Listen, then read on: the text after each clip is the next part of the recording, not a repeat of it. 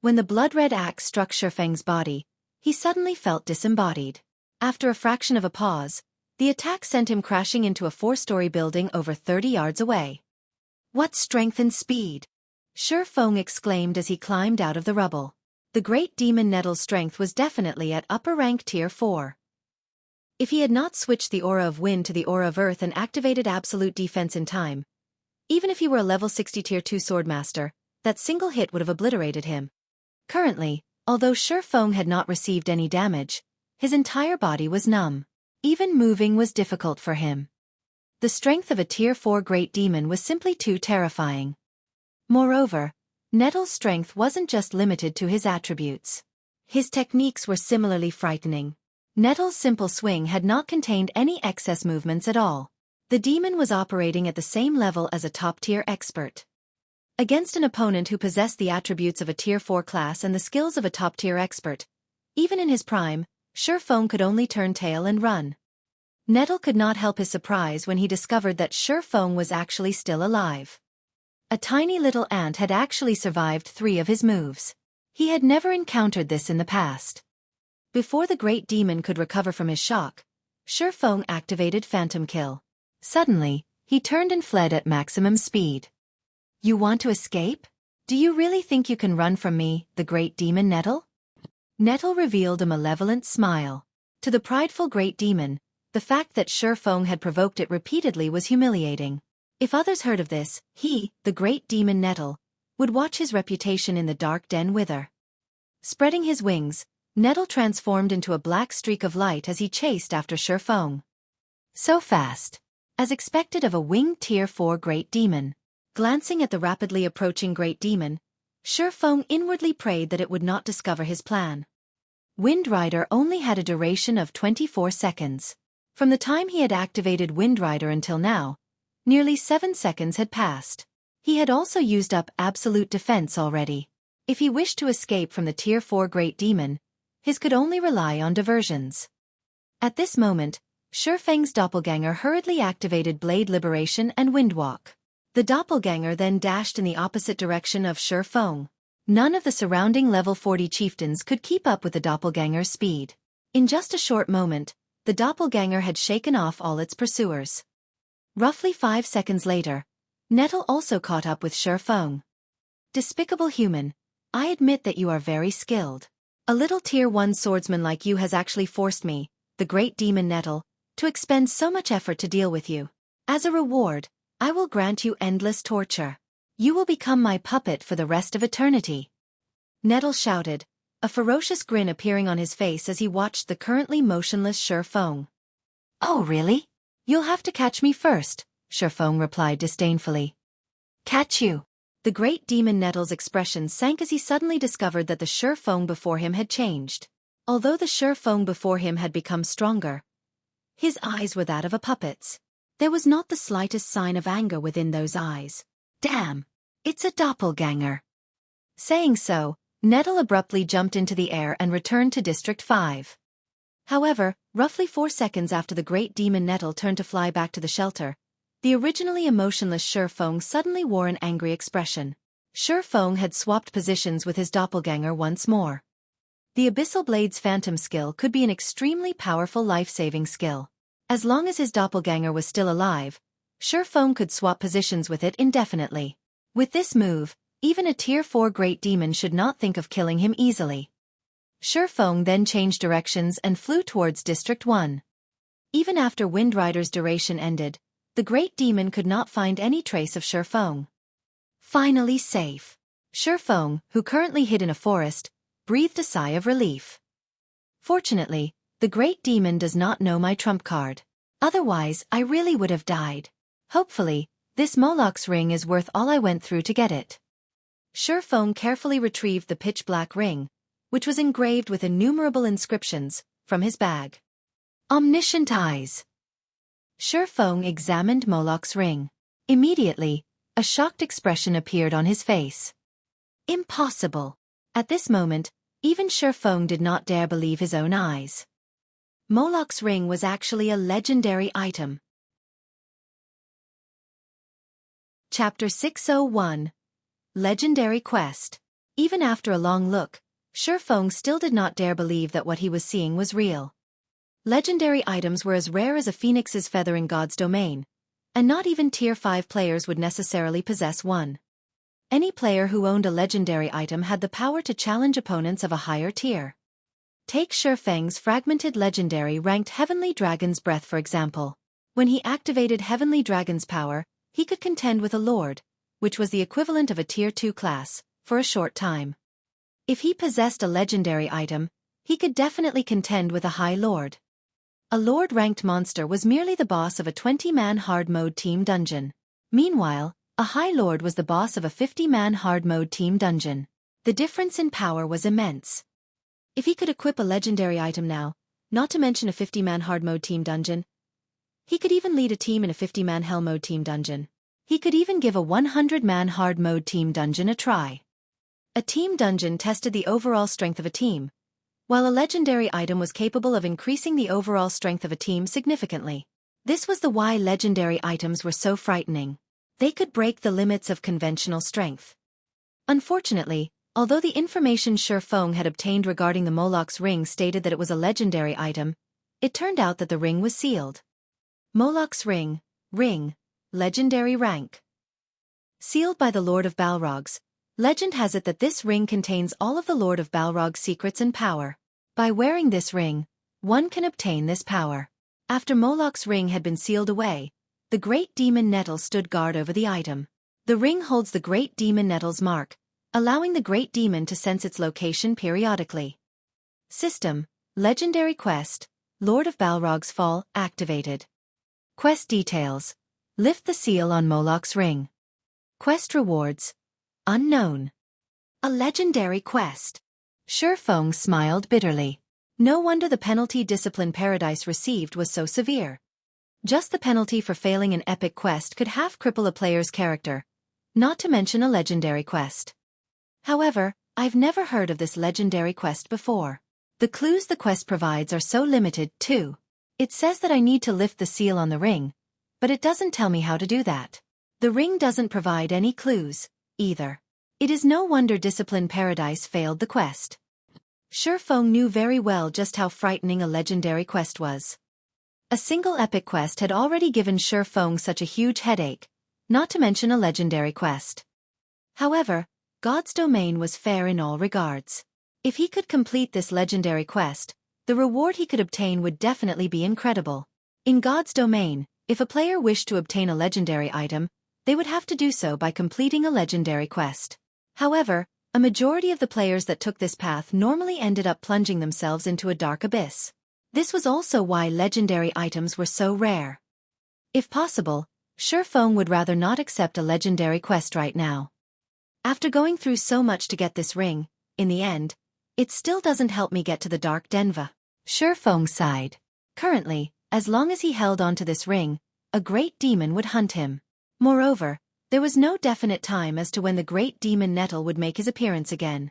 This was far more dangerous than his epic quest, which provided a clear time limit. Xueqi stored Moloch's ring in his bag. Right now, completing the Darkness Descends quest was of the utmost priority. Just as Xueqi was about to leave his hiding spot, the sound of a system notification reached his ears.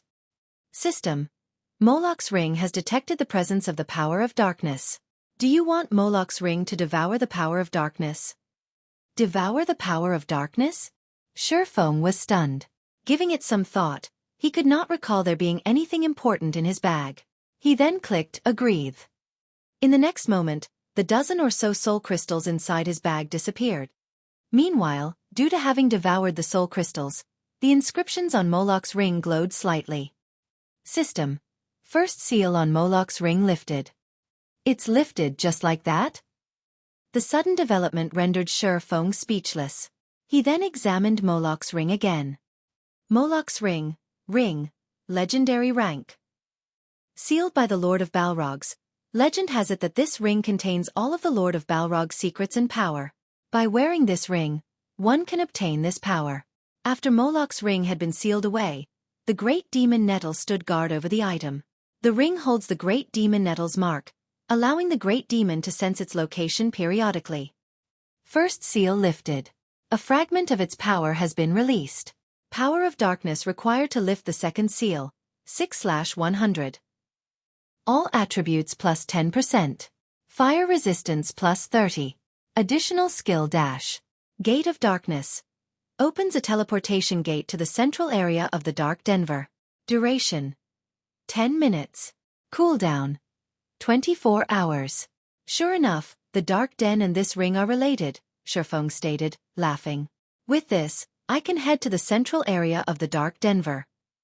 After Xueqi equipped Moloch's ring, he activated Gate of Darkness. Boom! The ground suddenly trembled as dark smoke slowly emerged from the forest floor. After a moment, the black smoke formed a pair of gates that was over 5 meters tall. There were countless golden runes engraved on the gates, radiating a frightening pressure. So powerful. This pressure can rival even that of a Tier 5 NPC. At this moment, Xueqi even found it difficult to breathe. He felt as if he were only an ant in front of these gates. However, when Xueqi tried to push apart open the gates, he suddenly discovered that they were locked. Rather, he noticed a small groove in the center of the gates. It seemed like a keyhole. So that's the case. Originally, Xueqi had thought Discipline Paradise had been trying to trick him. Now, however, it would seem that he really did need the Chapter of Darkness to enter the Dark Denva. He then placed the Chapter of Darkness into the groove.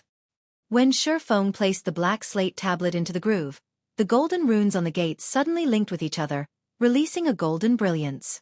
The gates began to open slowly. The instant the gates opened, Xueqi felt as if something were emerging from within the gates. His body suddenly felt incredibly heavy, and even taking a step forward was an extremely difficult task. Just what kind of place is this dark den? The pressure from behind these gates alone is enough to suppress my combat power to 1/10. Xueqi had not felt such fear when he was in the god's grave. Is there a god on the other side? However, Xueqi couldn't care less. Gritting his teeth, he gradually pushed his body forward, advancing to the other side of the Gate of Darkness. He did not have much time left. If he did not complete his quest soon, only a dead end awaited him. After Xueqi entered the Gate of Darkness, it seemed as if he had entered an entirely different space. A mountain, so tall that he could not even see its peak, loomed before him. He could also see many magnificent temples on the mountainside. These temples grew larger as one approached the top of the mountain. The temples at the foot of the mountain were merely 10 meters in height. The largest temple that Xueqi could see was over 100 meters in height. Other than their massive sizes, these temples also radiated a powerful divine might. While Xueqi was still overwhelmed by the sight before him, a figure suddenly flew down from the peak of the mountain. The figure descended with lightning speed, and in the blink of an eye, it appeared before Xueqi. My luck can't be that rotten, right? It's actually a Tier 5 fallen angel. Dread gripped Xueqi's heart as looked up at the enchanting woman, who had 3 pairs of pitch-black wings on her back, hovering above his head. Chapter 602. Time Limit. Fallen angels were considered higher beings in God's domain, and they were born far stronger than ordinary beings. They were also known to be invincible against ordinary beings of the same tier. Even a Tier 5 expert with a Tier 5 taboo skill could only run when facing a Tier 5 fallen angel. I'm dead for sure this time. Xueqi could only reveal a bitter smile as he looked at the fallen angel hovering in the sky. He might have been able to escape a Tier 4 great demon, but against a Tier 5 fallen angel, he had no hope of resistance. Within a domain established by a Tier 5 being, even the 7 luminaries' ring space movement would be useless, not to mention his other skills. As for competing in terms of speed, if he was not even a match for a Tier 4 great demon, how was he supposed to outmatch a Tier 5 fallen angel? In front of a Tier 5 fallen angel, even the Tier 4 great demon nettle was an insignificant speck of dust. Human, it seems that you are quite courageous. Despite being only a Tier 1 swordsman, you have actually dared to steal Moloch's ring from Nettle, the fallen angel said, wearing a mischievous expression. She looked like a child who had just gained a new toy to play with. Before Xueqi could react, the fallen angel disappeared from the sky. By the time Xueqi realized what had happened, the charming fallen angel stood before him, her flawless white hand piercing Xueqi's heart. Instantly, Xueqi's HP, which was over 10,000, fell to 0. Is this the power of a Tier 5 fallen angel? Xueqi stared at his rapidly decreasing HP, shock filling his heart. Regarding both speed and power, the fallen angel was far more powerful than any Tier 5 players Xueqi had ever encountered. However, the fallen angel's combat standards were by far the most frightening. They were impeccable. There was not the slightest excess movement or actions. It was no wonder many experts in the past had paled whenever they spoke about fallen angels. Although Xueqi had already reached the flowing water realm, the second stage of the refinement realm, he was still far from reaching a state of perfection with his physical control. Only when he achieved a domain could he strive for such perfection. However, just how many players could achieve a domain in God's domain? At this moment, Xueqi felt quite fortunate as the fallen angel had not used any special moves to kill him.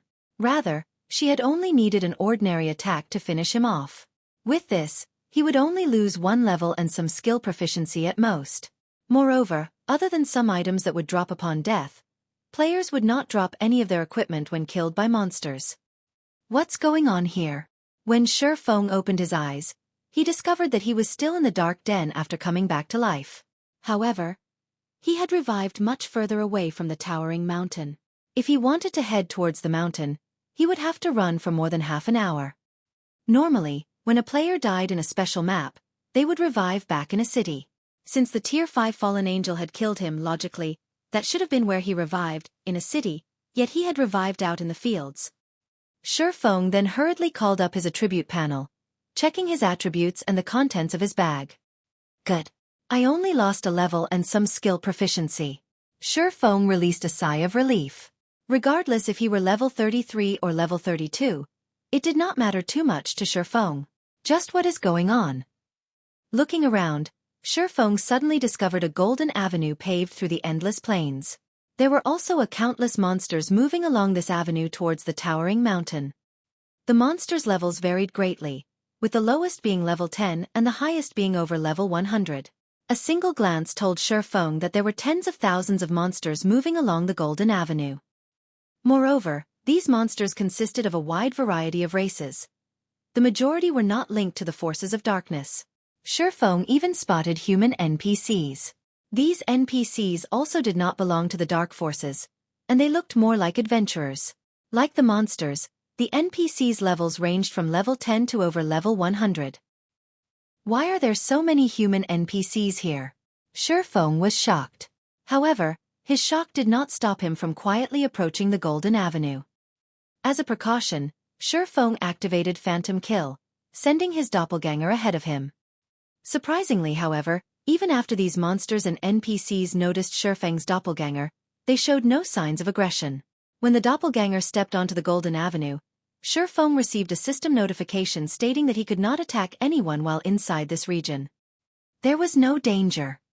With this, Xueqi relaxed. He then advanced towards the towering mountain along the golden avenue as well. He had only arrived at the Dark Den central region after much difficulty.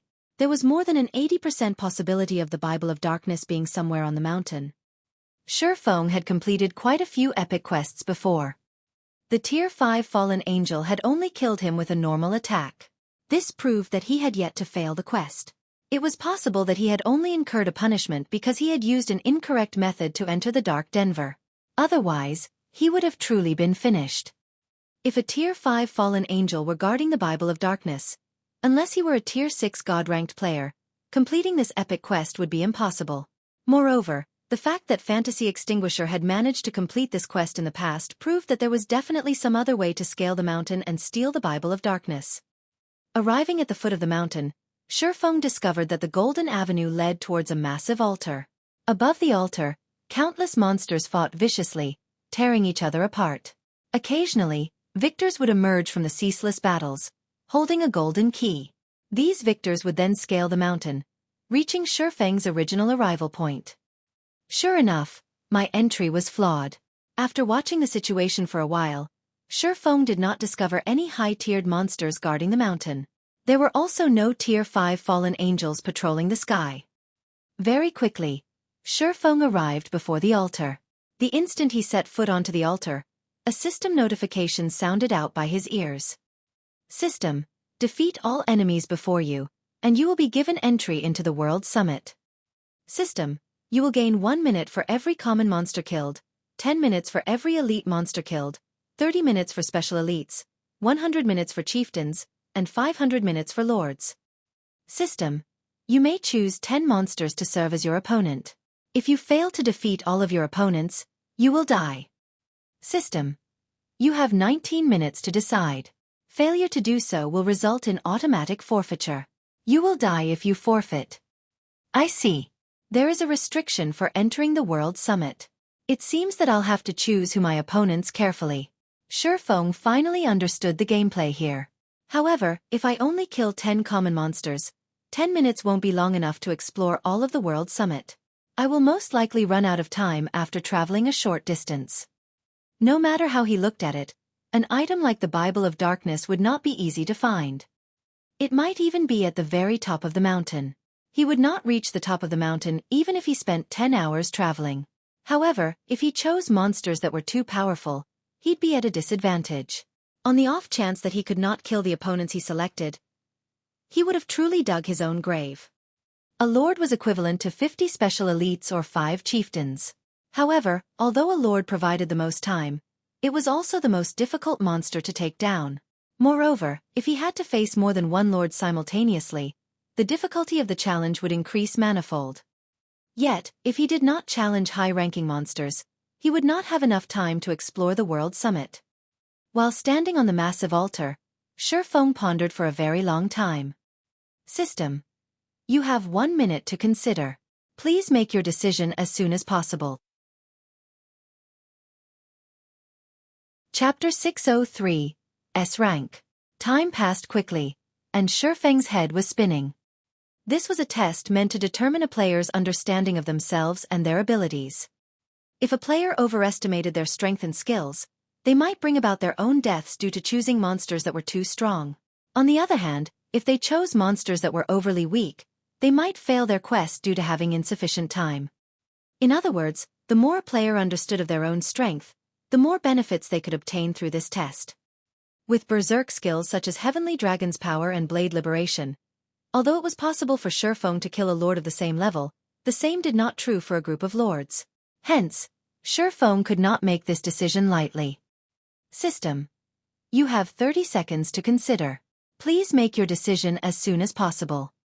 I choose 1 lord and 9 chieftains, Xueqi said, finally deciding. System: opponents confirmed. Based on the analysis of your combat power, this test's difficulty is A rank. Once victorious, you will obtain a key that can be used to open shrine gates that are dark gold rank or lower. Do you wish to confirm your choice? Dark gold rank? Xueqi immediately felt that something was amiss. Hurriedly he said, I wish to change my selection to 2 lords and 8 chieftains. His quest was epic rank. It was clear that he would not be able to obtain the Bible of Darkness if he could only visit dark gold shrines. He needed to be able to enter epic shrines. Otherwise, even if he won this battle, he would still fail his quest. System: opponents confirmed. Based on the analysis of your combat power, this test's difficulty is A rank. Once victorious, you will obtain a key that can be used to open shrine gates that are dark gold rank or lower. Do you wish to confirm your choice? Crap. Even with 2 lords, it still hasn't reached S rank? Xueqi inwardly cursed. Change my selection to 3 lords and 7 chieftains. Xueqi should be at his limit with 2 lords. There was only a 50% chance that he would emerge victorious from such a battle. If he faced 3 lords, based on his estimations, his success rate would be less than 20%. System: opponents confirmed. Based on the analysis of your combat power, this test's difficulty is S rank. Once victorious, you will obtain a key that can be used to open shrine gates that are epic rank or lower. Do you wish to confirm your choice? Confirm. Xueqi shouted, gritting his teeth. Hopefully, the lineup of these lords won't be too powerful. A moment later, 10 monsters appeared before Xueqi on the altar. 3 of them were lords, and 7 were chieftains. All 10 monsters were combat puppets of the same shape and size as an average player. In terms of attributes, however, they were leaps and bounds above Xueqi. Golden Puppet, Lord rank. Level 32.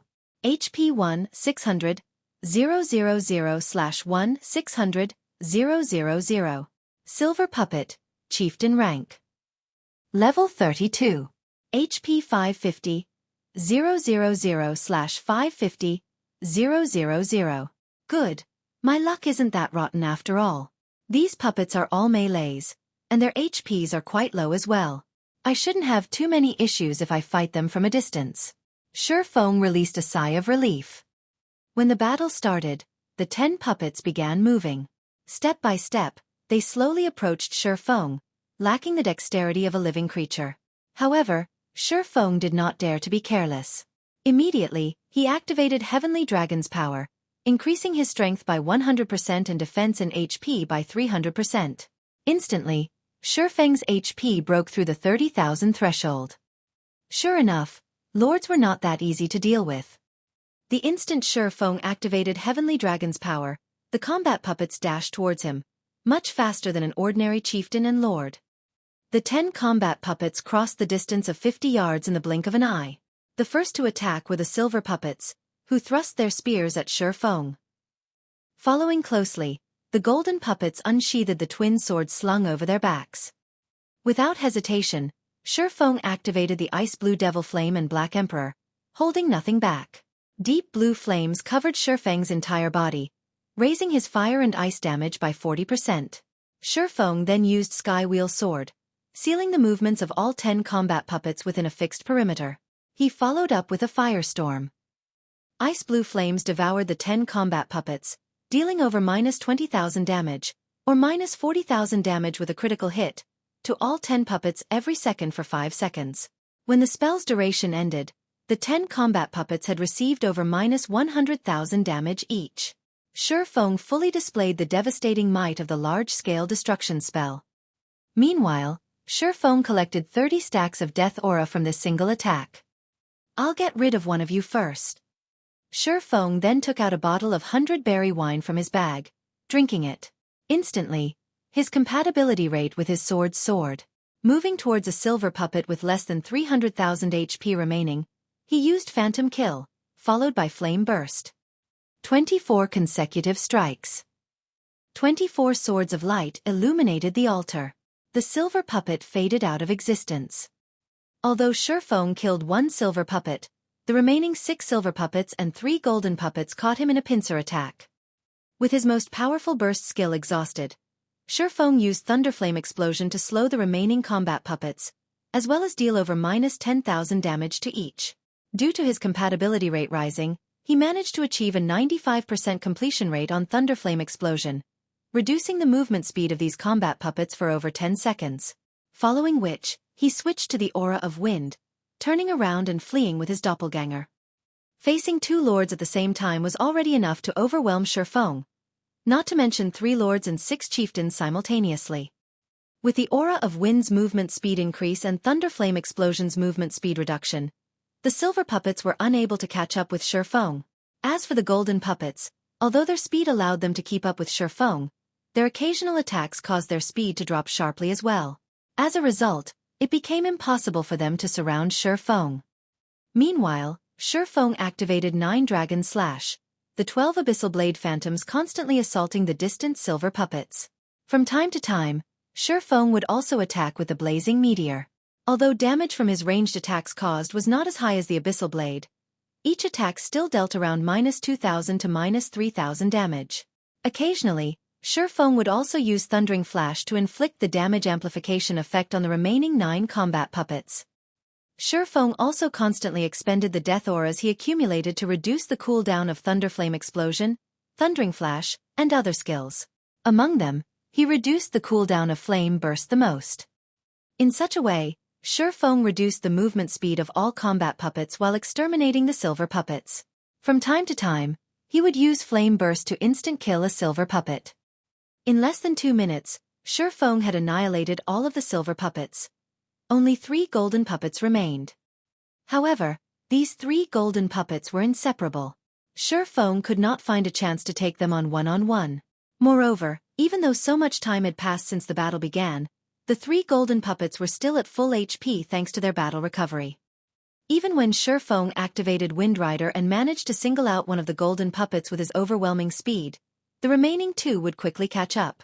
As a result, Xueqi could only land a few hits before he was forced to retreat. This is troublesome. Although the golden puppets do not have any skills, the three of them are like a single entity, attacking and defending as one. Xueqi, who hovered in the air, frowned at the three golden puppets. The golden puppets were too powerful when working together. Moreover, the heavenly dragon's power's duration would end soon. At that time, even a battle of attrition would be difficult against the three golden puppets. Do I have no other choice? Xueqi muttered as he reluctantly retrieved an aqua-blue magic scroll from his bag. This was his greatest trump card, one that he never thought of using. Watching the remaining seconds of the heavenly dragon's power's duration tick by, Xueqi had no choice but to unfurl the aqua-blue magic scroll. Chapter 604. Time is Money. Xueqi had prepared extensively to obtain the Bible of Darkness. His preparations included this aqua-blue magic scroll. Although lords were powerful, in the end, they were only Tier 2 monsters. It was only their high HP and damage, which were far superior to ordinary players, that made them so difficult to deal with. When Xueqi activated Heavenly Dragon's power, his attributes were no longer below that of a lord of the same level. With his superior dodging techniques and powerful skills, he could easily defeat a lord of the same level. However, with three golden puppets working seamlessly together, all Xueqi could do was dodge. As Xueqi unfurled the aqua-blue magic scroll, the surrounding water mana surged towards the paper. In a moment, the mana formed a massive, 6-star magic array. Go! Xueqi pointed at the three golden puppets. Suddenly, water surged from the 6-star magic array and swept over the bodies of the three golden puppets. In the blink of an eye, a small lake formed within an area of 50 yards. Although the water only reached the golden puppets' knees, the lake itself seemed to possess life as it formed dozens of water whips to bind the three lords. The three golden puppets desperately struggled to break free of these water whips. Facing a lord's power, these water whips snapped easily. However, the whips were seemingly endless. The moment one broke, another would immediately rise from the lake to take its place. As a result, it became extremely difficult for these golden puppets to move. Give it up. You guys are only lords. Against a Tier 2 domain skill, Binding Current, you don't stand a chance, Xueqi growled, annoyed at the loss of the Tier 2 magic scroll. Zero Wing possessed quite a few Tier 2 magic scrolls. Yet, even among them, Binding Current was somewhat special. Binding Current was a domain skill, far rarer than even large-scale destruction spells. Although the skill did not have any attack power, it was capable of restricting enemies. Xueqi only possessed one such magic scroll. Once it was used, it would be very difficult to obtain another. Binding Current had a duration of 10 minutes. During these 10 minutes, all enemies within the domain would be bound by water currents, their movements greatly affected. Even Lord's strength would be significantly restricted while inside this domain. Die! Xueqi immediately struck a golden puppet. With the endless currents, the three golden puppets could no longer work in sync. This allowed Xueqi to focus his attacks on a single golden puppet safely. Chop! Thunder Flame Explosion. Thundering Flash. Xueqi used one skill after another on the golden puppet. Due to Black Emperor, Xueqi could decrease his skill's cooldown significantly. Xueqi's chop was practically without a cooldown. In addition, Xueqi the bottle of 100-berry wine allowed his skill completion rates to remain above 95%. Every time Xueqi used chop, he obliterated nearly 30,000 HP from the golden puppet. As a result, the golden puppet's 1,600,000 HP decreased at a rate visible to the naked eye. When the golden puppet's HP fell to 30%, Xueqi suddenly sensed danger. Hurriedly, he retreated by several steps. Boom!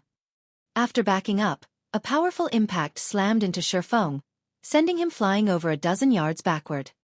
This is absolute domain. Xueqi was shocked. At this moment, a faint gray membrane surrounded the golden puppet with only 30% of its HP remaining. When the countless water whips collided with his gray membrane, they were immediately repelled, unable to enter the domain.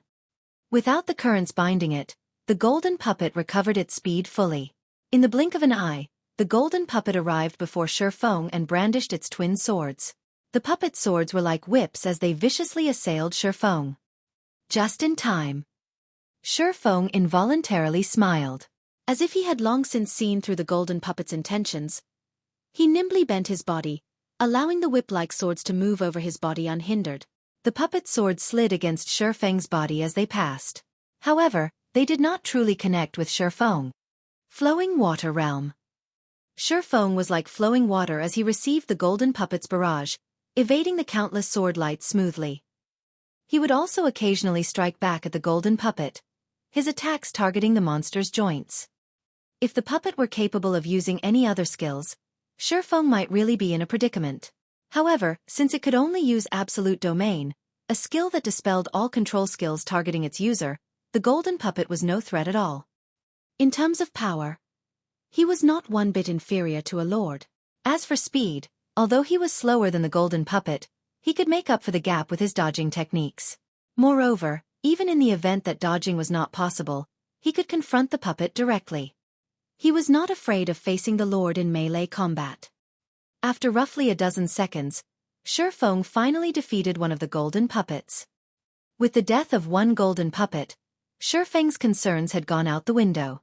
His chances of victory instantly increased to more than 50%. He then proceeded to deal with the second golden puppet. When Heavenly Dragon's power's duration finally ended, Xueqi used the Tier 2 magic scroll, Scorching Saber, to finish off the second golden puppet. Xueqi glanced at Flameburst's cooldown before shifting his gaze towards the final golden puppet. Smiling faintly, he muttered, "I can finally end this." After roughly 2 minutes of exhausting battle, Xueqi finally managed to wear down the golden puppet's HP to 1 million. Not wanting to waste any more time, Xueqi activated Blade Liberation, increasing both his strength and agility attributes by 90%. He then proceeded to torture the last golden puppet to death. Compared to when he had activated Heavenly Dragon's power, his attacks dealt slightly less damage. However, due to his increased attack speed, his total damage was higher than before. When the golden puppet was about to activate its absolute domain, Xueqi activated his ultimate skills, Flame Burst and Dragon Breath, killing the golden puppet, which only had 30% HP remaining, instantly. When the battle ended, the sound of a system notification rang out by Xueqi's ears. System. You have completed the S-rank difficulty test. Rewarding Epic Shrine Key. You have received 2,200 minutes. After the test ended, Xueqi did not rush towards the mountain. Instead, he chose to rest for a moment. When Blade Liberation ended, he would enter a weakened state for 3 minutes. Moreover, he had no idea of what to expect on the mountain. Since he had already qualified to enter the World Summit and was not in a hurry, he could take the chance to recover his mental state. After all, high-intensity battles were very taxing on the mind. He could also take this opportunity to wait for the Heavenly Dragon's power's cooldown to end. This test alone has forced me to use so many of my hidden cards. Just what awaits me on the mountain? Xueqi could not help but shudder whenever he recalled the Tier 5 fallen angel that had appeared before him. 3 hours passed quickly. Holding the purple gold key, Xueqi arrived before the gates to the World Summit. The moment Xueqi set foot on the World Summit, the time he had obtained through the test began to count down. No monsters, Xueqi muttered, confused. He was not in a hurry. Examining his surroundings, other than the 10-meter-tall shrines, nothing hindered his path. Xueqi then activated Windwalk and ran towards the nearest 10-meter-tall shrine. The stone doors in front of the dazzling golden shrine were shut tightly. When Xueqi touched the stone doors, the sound of a system notification reached his ears. System. Epic Shrine Key detected. You are qualified to open the doors of this bronze shrine. Do you wish to spend 50 minutes to open them? Crap. Opening the shrines requires time? Originally, Xueqi thought he would have sufficient time to search for the Bible of Darkness. With this new development, however, that notion had changed. However, Xueqi had no idea as to what was inside these shrines. He needed a better understanding so that he could face any future developments. Open the doors, Xueqi said, gritting his teeth. Chapter 605. player's paradise. After Xueqi confirmed his decision, the heavy stone doors slowly parted. Meanwhile, Xueqi's remaining time in the World Summit instantly decreased by 50 minutes. When he entered the shrine, he was greeted by a staircase that led to the top of the shrine. Engraved runes and pictures decorated the staircase's walls. Among them, there were even images of gods before the Great Destruction. Xueqi ascended the shrine's staircase, step by step. In the beginning, Xueqi had not felt anything out of the ordinary. However, by the time he was halfway to the top, he felt something off. Why has the gravity here increased? Xueqi's physical control was quite strong. As he took another step up, he felt the gravity increase by 10%. Although the gravity had only increased from 1 to 1 g, this small change would affect his skill completion rates, resulting in a decrease in his combat power. However, since Xueqi had already entered the shrine, he had no intentions of leaving. If he could not even overcome a single bronze shrine, obtaining the Bible of Darkness would be a pipe dream. Xueqi continued to ascend, step by step. However, he was no longer as fast as before, as with every 10 steps, the gravity increased. And with each change, Xueqi needed some time to adapt. By the time Xueqi reached the top of the shrine, the gravity had shifted to 4 g. Exposed to such an intense shift, even Xueqi was significantly affected. The room at the top of the shrine was not large. It was roughly the size of a basketball court. Aside from a black stone coffin in the room's center, the area was empty. Xueqi approached the center of the room. When he was 10 yards away from the stone coffin, golden runes suddenly emerged on its black surface. A moment later, a golden magic array began to expand from the stone coffin, enveloping Xueqi with it. A barrier. Xueqi glanced at his surroundings. Golden, translucent walls enclosed the area around him, trapping him with the stone coffin. Just as Xueqi considered his escape options, a semi-transparent figure materialized inside the barrier. This figure was actually Xueqi himself. Both the figure's appearance and apparel were exactly like his own. Shrine Guard. Level 32. HP 20. 000/20. 000. Am I supposed to defeat him? Xueqi frowned at the Shrine Guard, his expression becoming somewhat solemn. Xueqi only required one critical hit to finish off the Shrine Guard's 20,000 HP. However, he did not dare to casually approach the Shrine Guard because currently, his intuition warned him that, should he approach the guard, only death awaited him. Xueqi was a player that was capable of defeating a lord by himself, yet against this Shrine Guard, who only had 20,000 HP, he was utterly helpless. Are you too scared to approach me? The Shrine Guard asked, laughing. Xueqi could not help his shock when he heard the Shrine Guard's human-like speech and behavior. In his memories, only high-tiered NPCs were capable of such performances. He had never heard of a common monster behaving like this. It was obvious that the Shrine Guard was an extraordinary existence. I don't have a death wish. Xueqi shook his head, growing more certain of his intuition's warning. Not bad. You have actually discerned the gap in strength between us. However, rest assured, since you have already made it here, there is no danger. On the contrary, I have a reward for you, the Shrine Guard said, laughing. Reward? What kind of reward? Xueqi did not think that an NPC would trick him, and there was no need to do so. This NPC was certainly far stronger than himself. The Shrine Guard could simply kill him if he wanted to. I will help you become stronger. The Shrine Guard then explained, I can offer you guidance on one swordsman skill. How much you learn depends on you, of course. However, you don't have much time left. You only have 49 minutes remaining. Guidance on a swordsman's skill. Xueqi was surprised. When he thought back to the price required to enter the bronze shrine, he immediately understood. Hurriedly he said, I would like you to give me pointers on chops. Xueqi had plenty of swordsman skills. However, there were some he used frequently and some he only used occasionally. Among them, he used chop most often. Although his magic weapon had allowed his skill completion rate to rise significantly, he was still far from achieving a 100% skill completion rate. You've made a wise decision. Watch me carefully then. The Shrine Guard nodded. He then began to flow through the motions of chop. The shrine guard's body leaned forward and swung the abyssal blade in his hand. The abyssal blade then began to blur. In the next moment, it was as if the space in front of the shrine guard broke as a faint spatial crack appeared. The shrine guard's chop was completely different than Xueqi's. How is this possible? Xueqi was at a loss for words.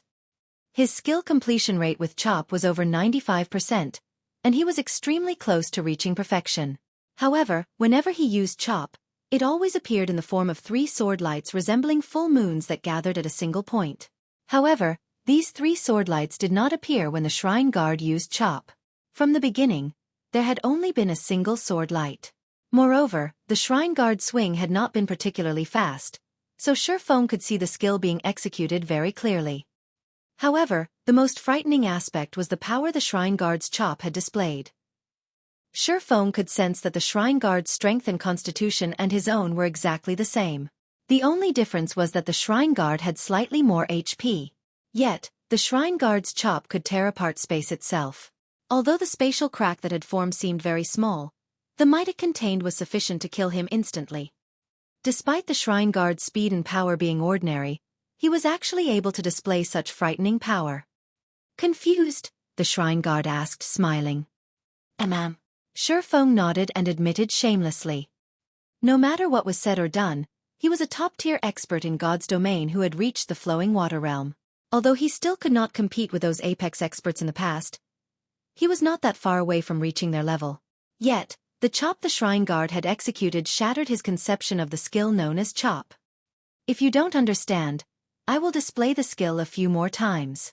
You can also experience it for yourself. Rest assured, while inside this barrier, you will not receive any damage.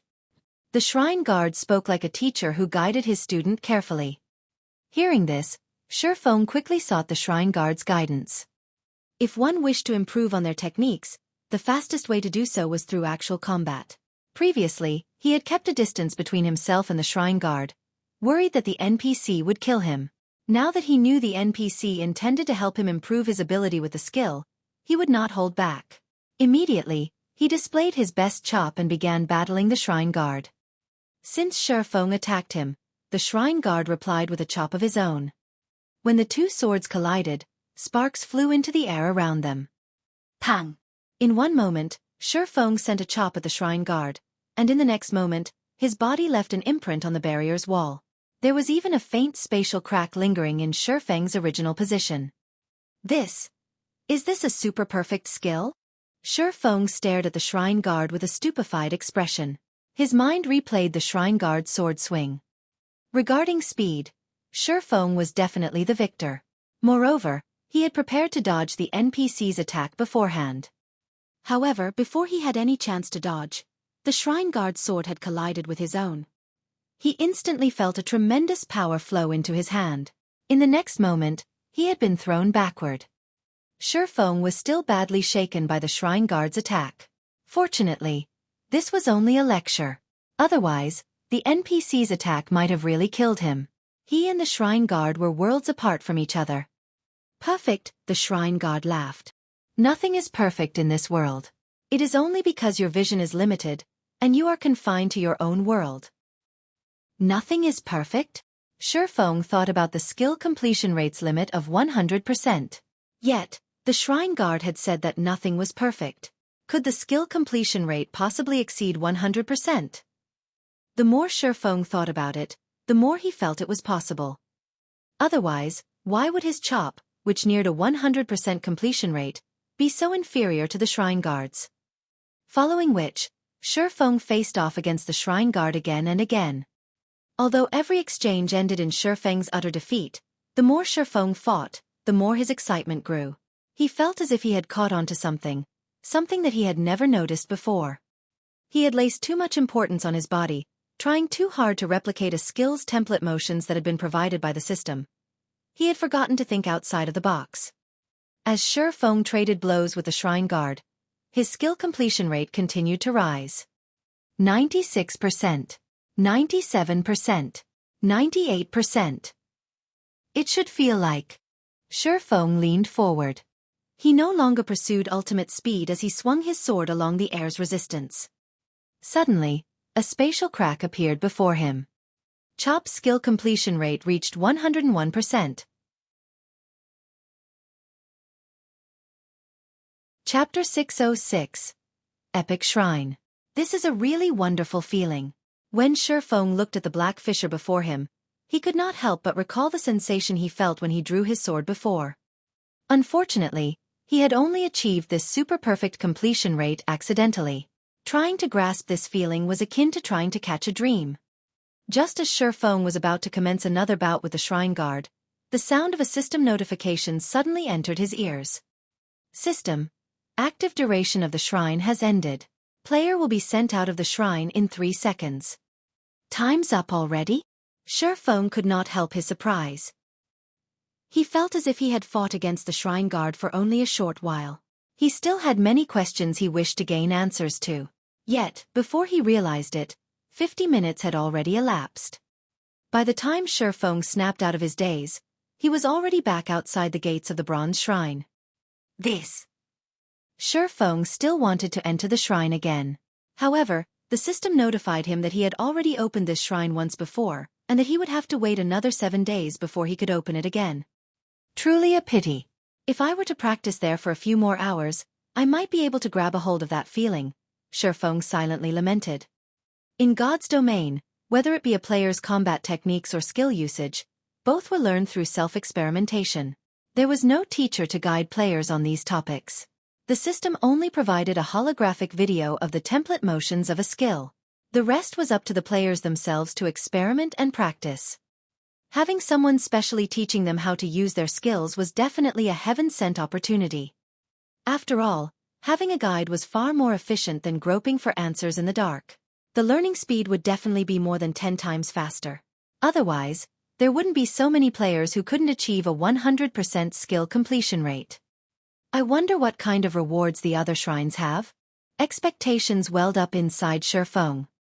Just a single bronze shrine had provided him with such a guidance reward. What would the mysterious iron, secret silver, fine gold, dark gold, and epic rank shrines have in store for him? Thinking up to this point, Xueqi no longer wasted any more time. He immediately activated Windwalk and dashed towards the peak of the world summit. Xueqi could determine the rank of a shrine based on its location on the world summit. The higher the rank of a shrine, the closer to the pinnacle it lay. However, the world summit was simply too massive. It was many times larger than White River City.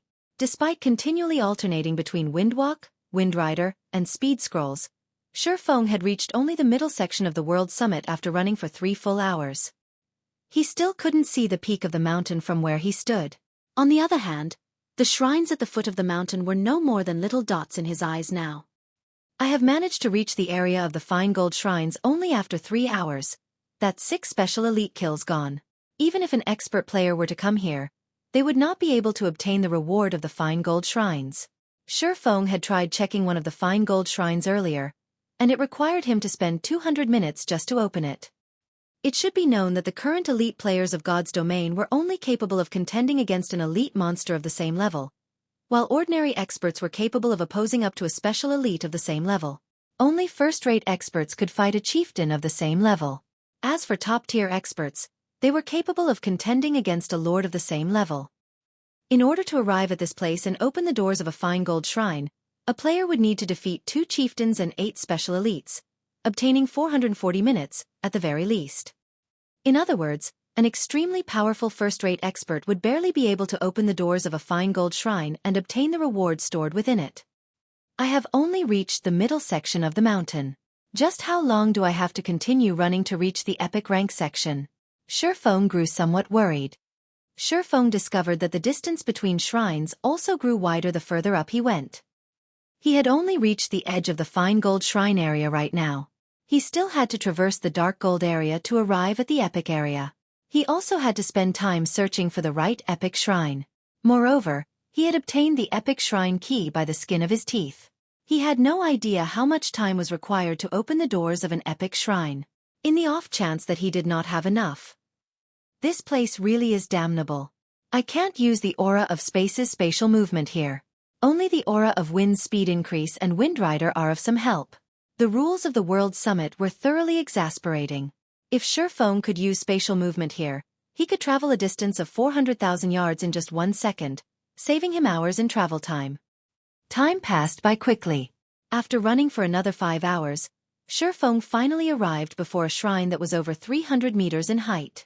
The shrines around this area were completely different from the ones he had seen before. "This is an epic shrine?" Xueqi muttered as he looked at the mountain-like shrine. The shrines he encountered before were all inanimate objects. On the other hand, the epic shrines here had frightening auras. Xueqi even began to wonder whether terrifying monsters lived in these shrines. Done admiring the shrine before him, Xueqi walked up and touched its doors. System: Epic Shrine Key detected. You are qualified to open the doors of the epic shrine. Do you wish to spend 1,000 minutes to open them? 1,000 minutes? Xueqi breathed out a sigh of relief. I still have slightly more than 1,600 minutes right now. I will have plenty of time remaining even after I open an epic shrine. I should be able to locate the shrine storing the Bible of Darkness within 600 minutes. The World Summit had a large number of shrines, and the same held true even for epic shrines. Xueqi counted 9 epic shrines just within his range of vision. There were also plenty more up above. He guessed that the total number of epic shrines on the World Summit exceeded 100. These shrines were different from each other. There was a huge difference just in terms of the elemental mana surrounding these shrines. Some shrines released bright and dazzling elemental mana, and others released flaming elemental mana. Even shrines that released the same type of mana would have different images engraved on their doors.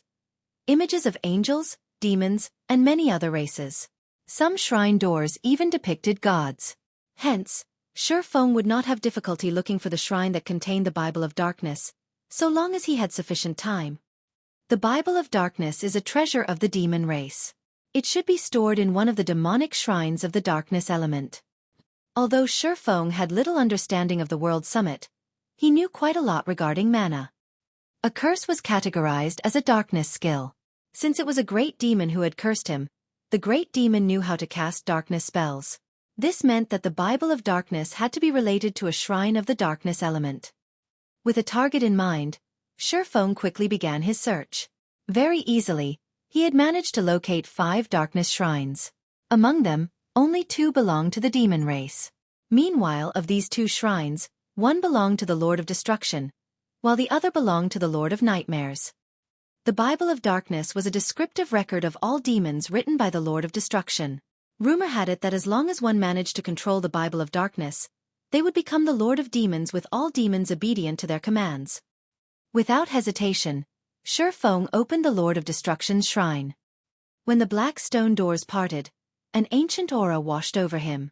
Xueqi could feel the origin of destruction contained within this aura.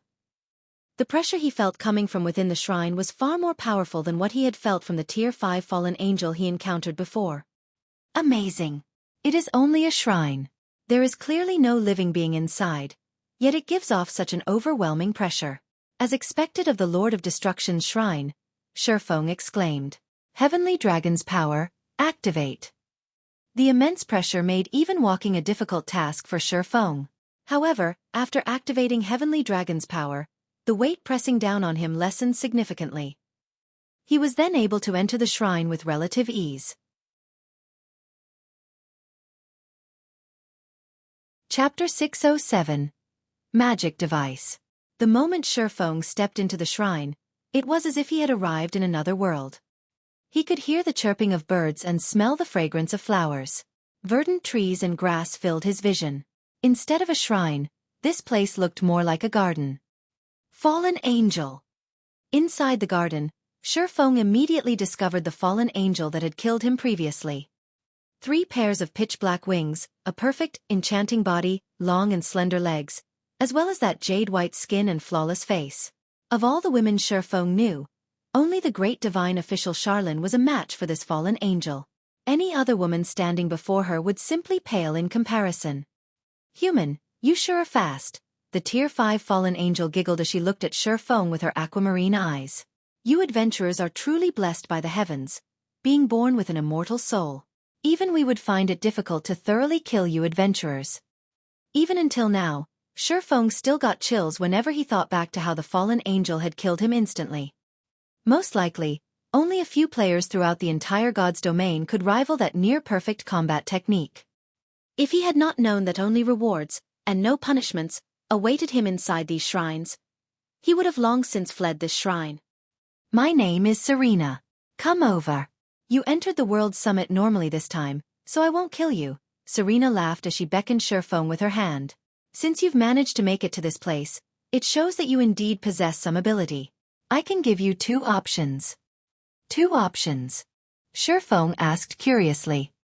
Though I say options in reality, they are just 2 reward methods. Serena nodded lightly. The first option is obtaining the Bible of Darkness that is stored in this place directly. The second option is undertaking a small test. Through the second option, you will not only obtain the Bible of Darkness but also have a chance to win these items. Serena waved her hand lightly. Suddenly, 3 rainbow treasure chests appeared in midair. The first rainbow treasure chest contained a large number of soul crystals. A simple glance told Xueqi that there were over 100 crystals at the very minimum. In the dark den, the soul crystal was the foundation of all development. A sudden infusion of more than 100 soul crystals would definitely increase a shelter's strength significantly. The second rainbow treasure chest contained a black stone tablet that looked similar to the Chapter of Darkness. However, the name displayed was Chapter of Shelter. It could be used to immediately promote a shelter by a single rank, up to a maximum of large shelter. There's such a good item available as well? Sure enough, the rewards of an epic shrine are astonishing. Xueqi grew very excited when he saw these 2 rewards. Promoting the shelters found inside the dark den was extremely difficult. Besides the astronomical number of soul crystals required, players also needed to complete a series of quests in order to promote a shelter. The manpower and resources necessary to do so were extremely daunting. Even the shelter at District 1 had yet to be promoted to a large shelter until now. One could just imagine how difficult a feat it was. Only a shelter supported by a large guild was capable of becoming a large shelter after amassing all the resources collected by the multiple shelters controlled by said guild. Once he obtained the Chapter of Shelter, he could immediately upgrade a medium shelter to a large shelter. This would be of immense help for District 1's shelter, which was under Zero Wing's control. However, when Serena opened the third rainbow treasure chest, Xueqi was thoroughly stupefied. Magic device forging design. Xueqi's eyes turned bloodshot as he looked at the dilapidated design inside the treasure chest. He could not help but wish he could snatch it up right away. Oh, I did not think that a human like you would know about this item. Since you know about magic devices, then you must know what a magic device forging design represents. Its value is only slightly lower than the Bible of Darknesses. You humans, however, would probably appraise the design more highly. The fallen angel Serena smiled in satisfaction upon seeing Xueqi's reaction. Say it then. Which reward do you choose? At these words, Xueqi fell silent. A product of God's domain's magical civilization when it was at its peak, the magic device represented the pinnacle of alchemy, forging, and engineering combined, as well as the end of the era of the gods.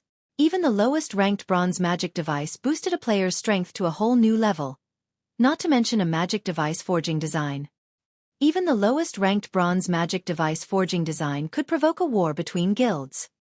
In the past, when a mysterious iron magic device forging design had appeared, over a dozen countries and more than 100 guilds had fought over it. Multiple super guilds had also participated. The death toll for that war was innumerable. A rough estimation had pegged it at 5 million. In the end, a super guild had emerged victorious. As for Shadow, which had been a second-rate guild back then, it had not dared to even participate in the war. It could only stand on the sidelines and watch. Now that a magic device forging design appeared right in front of him, how could Xueqi not grow excited? Magic devices were similar to the mana armor kits. In the magic device's case, however, it did not increase any basic attributes. Instead, it was mounted on a weapon to increase the weapon's strength. Every weapon could only mount one magic device. After God's domain underwent its third evolution, whether it was a battle against players or against monsters, an injury would reduce a player's combat power. And while players could rely on heals to recover from their injuries, the deterioration of their weapons was inevitable. It was especially true when players fought against high-ranking monsters. Unless one's weapon was of high quality, players would have great difficulty injuring a lord and reducing its combat power since lords had skin that was as hard as steel. Meanwhile, a magic device could be used to strengthen a weapon. Not only could it make a weapon sharper, but it could also bestow special effects such as reduced weight, increased weight, hardness, mirage, paralysis, and other effects that could improve a player's combat power significantly. Most importantly, magic devices were not consumable items. Like inlaid gemstones, they could be taken off the weapons they were mounted on. Whether it was a level 1 common weapon or a level 200 epic weapon, players could freely transfer their magic devices between them. This was the reason why players were so attracted to magic devices. However, magic devices were extremely difficult to produce. Hence, production volumes were very low. Even after reaching level 100, most players still did not have their own magic devices. In the past, as the guild leader of a second-rate guild, Xueqi owned only a mysterious iron magic device, even after he was over level 100. As for other independent experts, they possessed only bronze magic devices. If he could obtain a magic device forging design right now, it would definitely become one of Zero Wing's trump cards. "Have you come to a decision?" Serena asked, smiling as she flourished the magic device forging design in her hand. "Time waits for no one. You only have 3 minutes to decide. If you do not give me an answer, I will take it as you picking the first option, and you may leave once you obtain the Bible of Darkness." "To hell with it." Xueqi looked at the fallen angel, a passionate flame burning in his heart. "I choose the second option." Both the chapter of shelter and the magic device forging design were items that were not easily acquired. The difficulty of obtaining the magic device forging design was even above that for an epic item. Otherwise, magic devices wouldn't have been so rare in the past. "Good. I knew you were a smart man. Let's begin then." Serena smiled in satisfaction. She then waved her hand. The entire garden promptly vanished, and replacing it was a volcanic hell. Molten magma surrounded a 40-yard area of solid ground. The ambient temperature was scorching hot. Any ordinary player would most likely broil to death slowly.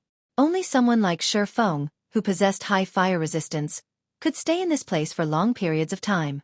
Meanwhile, the gravity here had also increased to 3G, which would greatly affect a player's mobility. "Come then. If you can defeat me, you win," Serena said, smiling as she looked down at Xueqi from midair. Chapter 608. Tier 2 Taboo Skill. Originally, Serena had anticipated seeing a look of horror on Xueqi's face. However, even after she had revealed the contents of the test, Xueqi did not evince any shock.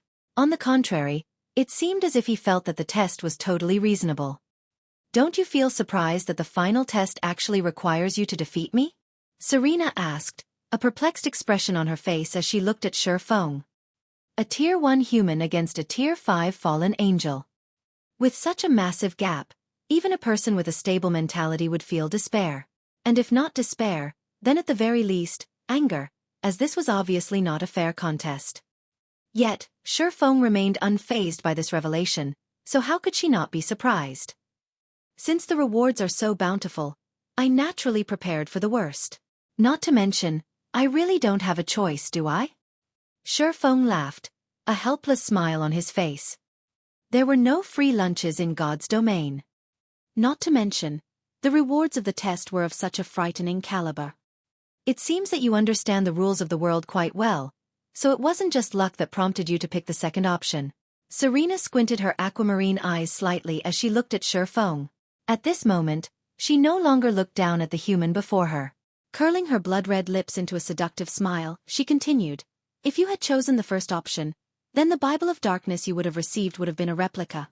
As for the second option, while you may fail the test, you will still obtain the real Bible of Darkness regardless." Although Xueqi had guessed that this was the case, he inwardly felt relieved to hear these words directly from the fallen angel herself. When all was said and done, the Bible of Darkness was a treasure left behind by the Lord of Destruction. How could it possibly be that easy for players to acquire it? Since you are already clear on the situation, I will explain the rules of the test. Serena raised her brows slightly and continued in a low tone. "The rules are very simple. You will not die while inside this area. Both our strengths will also be suppressed to Tier 1. It will be your win as long as you are able to defeat me in the remaining time you possess. Both suppressed to the standard of a Tier 1? Xueqi frowned. Although both their strengths would be suppressed to the standard of a Tier 1 class in the upcoming test, fallen angels were higher beings. Not only were they born much stronger than other beings, but they also wielded many more skills. Even at Tier 1, Serena's combat power would most likely be at the peak of an ordinary Tier 2 class or above. She was stronger than even a High Lord of the same level. There was actually a possibility that her combat power approached that of a Great Lord. If there are no problems, you may begin attacking as much as you want. Serena smiled faintly as she sent Xueqi a teasing look. Rest assured, I'll make sure to hold back plenty. I also won't use any Tier 3 or Tier 4 skills. Despite Serena's reassurance, Xueqi had no intention of attacking her just yet. Even without using Tier 3 or Tier 4 skills, a Tier 1 fallen angel can still kill me easily using Tier 2 skills. He smiled bitterly as he took in Serena's leisurely attitude. Xueqi had a very clear understanding of his own strength. Although he had grasped plenty of powerful skills, they were all Tier 1 skills. As for Tier 2 magic scrolls, while he had quite a few on him right now, his opponent had Tier 2 skills, which she could use indefinitely. The only trump card he had was twofold Berserk. If he activated Heavenly Dragon's power and Blade Liberation simultaneously, he would gain the ability to contend against a High Lord for a short period of time. However, engaging a Tier 1 fallen angel in melee combat was simply suicidal. I have close to 10 hours left. It would be pointless to charge into battle right now. My only option is to wait for the cooldown of Dragon's power to end. Xueqi was in no hurry. He then sat on the ground, resting as he quietly observed the fallen angel before him. Earlier when he was entering the shrine, he was forced to use Heavenly Dragon's power to resist the intense pressure. If he fought Serena, a fallen angel who had the attributes of a High Lord, without twofold Berserk, he would just be seeking his own death. Fortunately, the condition to clear the test was only to defeat Serena, not to kill her. There was a massive difference between these two conditions. Defeat meant that he was only required to cause a certain amount of damage to Serena. After all, even if Serena simply stood still and allowed him to attack her freely, he would not be able to kill her within 20 seconds. Currently, although Serena was only level 32, she had a total of 5 million HP. Tier 1 skills are definitely useless against Serena. In terms of combat techniques, she is also far superior to me. If I wish to defeat her, my only option is to rely on Tier 2 magic scrolls. Although Xueqi had his ultimate skill, Flame Burst, this skill was meaningless if his weapon could not connect with his opponent. Not to mention, in a direct clash of power, Serena would trounce him. Having thought up to this point, Xueqi suddenly stood up. He then replaced the aura of wind with the aura of fire and cast Firestorm at Serena. The platform he currently stood on only had an area of 40 yards. Firestorm certainly covered most of it. At level 7, Firestorm's might could easily rival a Tier 2 large-scale destruction spell. A tsunami of flames descended from the sky. However, just as the flames were about to engulf Serena, her finger suddenly moved. In the blink of an eye, she had finished writing the runes required to cast Frost Storm, a Tier 2 large-scale destruction spell. In the next moment, fire and ice clashed, filling the space around the platform with steam. Meanwhile, Xueqi's Firestorm did not even manage to touch the fallen angel. Fallen angels with high intelligence are really difficult to handle. Xueqi was not surprised. In the virtual reality games of the past, there would only be two possible outcomes when a player used a skill. Either the skill hit or missed. There was no third possibility. In God's domain, however, one would encounter various scenarios when attacking using a skill. Aside from hitting or missing, it was also possible for the skill to be blocked, offset, or unraveled. Blocking a skill would result in one taking a small amount of damage, and normally, this was an action that most lords were capable of. However, offsetting or unraveling a skill was a feat that was doable only for high-tiered monsters and NPCs. Meanwhile, the method Serena had used to deal with Xueqi's Firestorm was to offset it using a skill of her own. When one successfully offset a skill, they would not receive any damage whatsoever. If even Firestorm is useless against her, my Tier 2 magic scrolls would most likely yield similar results. Xueqi felt a huge headache when he looked at Serena, who was currently hovering in midair. It would be great if Kite were here right now. Kite was a dark gold-ranked personal guard. With his strength as a Tier 2 swordmaster, he could not overcome a Great Lord, which was equivalent to a Tier 3 class, but he could still pin it down for some time. His strength should not be below that of the Tier 1 fallen angel Serena. Invincible within the same tier? A sudden inspiration came to Xueqi as he looked at Serena's smiling face. Taboo skill. Taboo skills possessed the power to transcend tiers. Meanwhile, although Serena's strength was currently suppressed to Tier 1, her frightening basic attributes and arsenal of Tier 2 skills made her invincible even against ordinary Tier 2 classes. However, if a Tier 2 player managed to grasp a Tier 2 taboo skill, they would similarly become an invincible existence among other Tier 2 classes. Thank goodness I did not store Instant Strike inside my warehouse. As long as I manage to learn it, even if I cannot kill Serena, I still have a chance to defeat her. Xueqi's eyes glowed. Immediately, he retrieved the skill book of the Tier 2 taboo skill from his bag and began poring over it carefully. After half an hour passed, Xueqi felt that he was ready.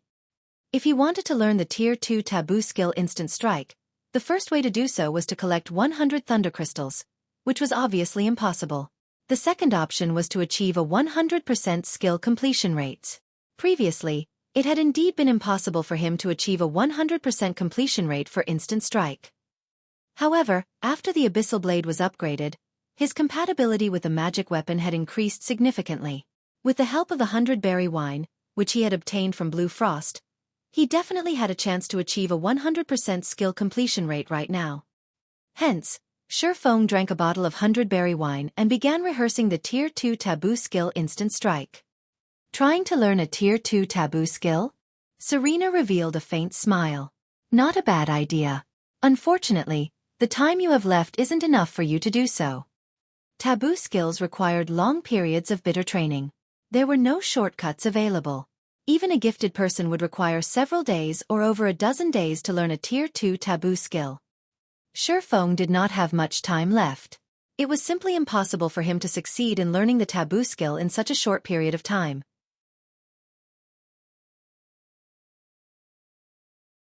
Chapter 609.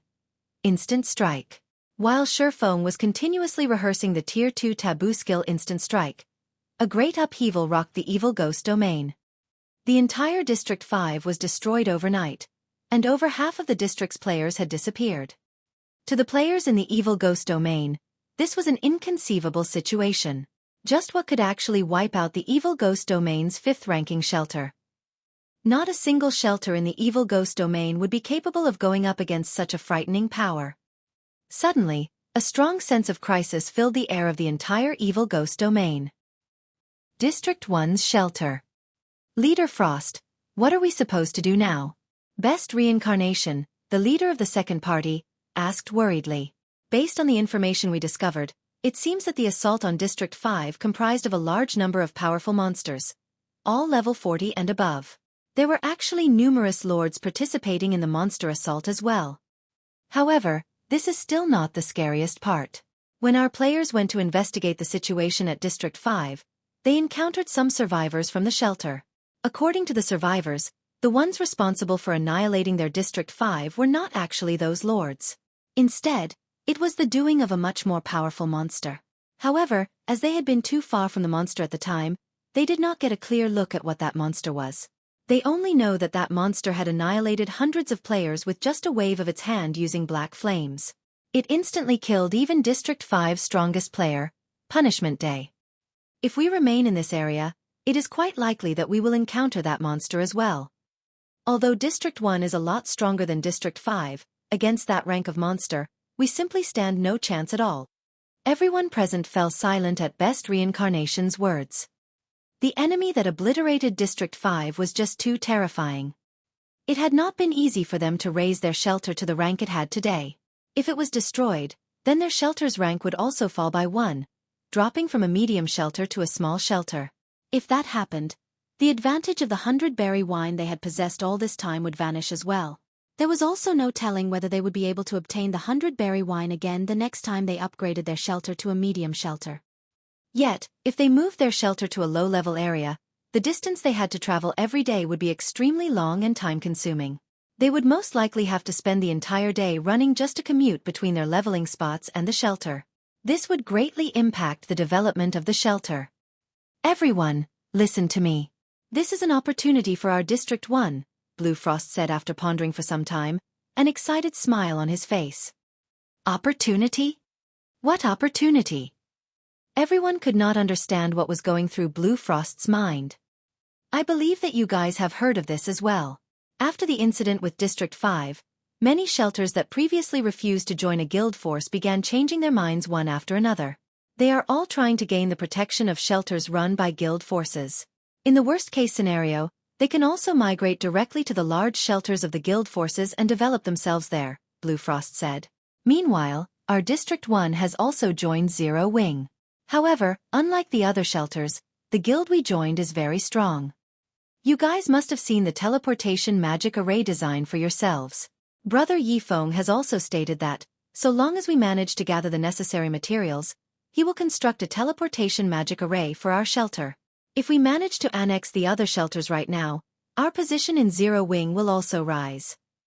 I believe that nobody present wishes to remain as just the party leader of a shelter, right?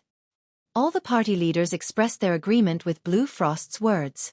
The things Zero Wing had revealed so far were already enough to show just how powerful the guild was, particularly the frightening combat power Xueqi had displayed as well as the funds that he had transferred to them. Zero Wing had even provided them with a training facility. As long as they made contributions to Zero Wing and raised their positions within the guild, they would be able to head to Jinhai City's Big Dipper Training Center and undergo special training for their combat techniques.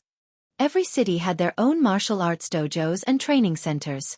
If one wanted to improve their combat techniques, it was definitely better to have someone guiding them. They had previously conducted some investigations in the real world regarding the Big Dipper Training Center. The moment they checked, however, they were shocked. The Big Dipper Training Center actually had a martial arts master overseeing it. Currently, the Big Dipper was already a famous training center, and many professional fighters from the surrounding cities had gone there to train. It was no longer a place that ordinary people could enter.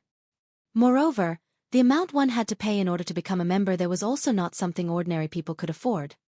Although their knowledge regarding first-rate guilds was lacking, they knew full well just how precious a martial arts master was.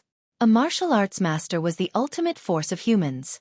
If they could receive pointers from a martial arts master, their combat techniques in God's domain would definitely improve by leaps and bounds. Meanwhile, Zero Wing would allow them to undergo special training directly at the Big Dipper. The guild's financial prowess and influence had thoroughly shattered their perception of ordinary gaming guilds. Although they had earned quite a lot of money from playing God's domain, they were still far from being able to afford establishments like the Big Dipper Training Center. If they could climb their way up to Zero Wing's upper management, they would not have to worry about earning enough to support themselves in the future. I'm sure everyone clearly understands what a teleportation magic array represents. What we need to do now is annex the other shelters and obtain the materials required for the teleportation magic array as soon as possible. Even if we retreat from this area, we can simply rely on the teleportation array to return here in the future. After listening to Blue Frost's explanation, everyone nodded in agreement one after another. Previously, they had found it simply too difficult to gain control over the other shelters in the Evil Ghost domain. However, that changed after the incident with District 5. If they had a teleportation array, the amount of money and resources they could earn would be endless.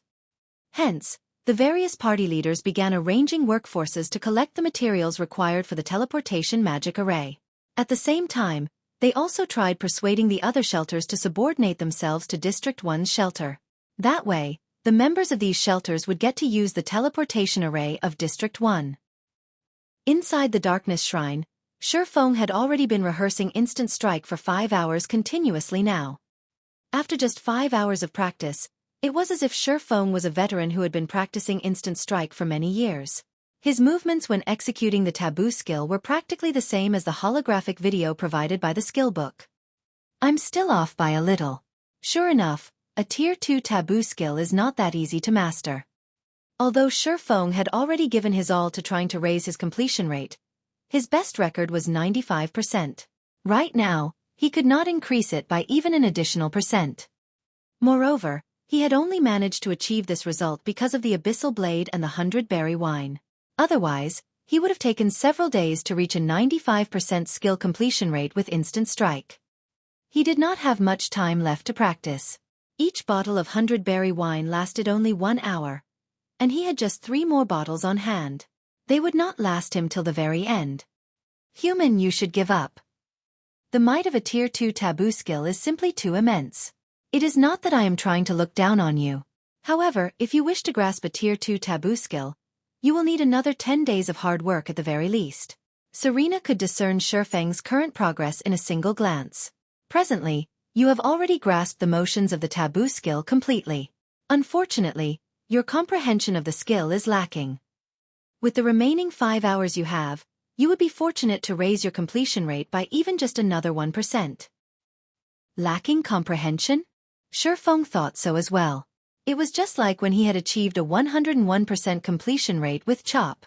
That feeling had gone by in a flash, and he could not grab hold of it even if he wanted to. Comprehension. Compatibility.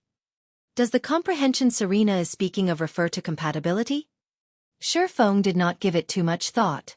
He did not have much time left, not enough to wait out the 10-day cooldown to challenge the World Summit again.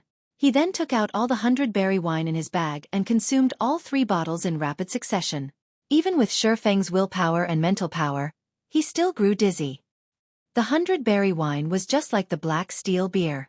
The more one drank, the better the effect. Correspondingly, however, the side effects also grew stronger.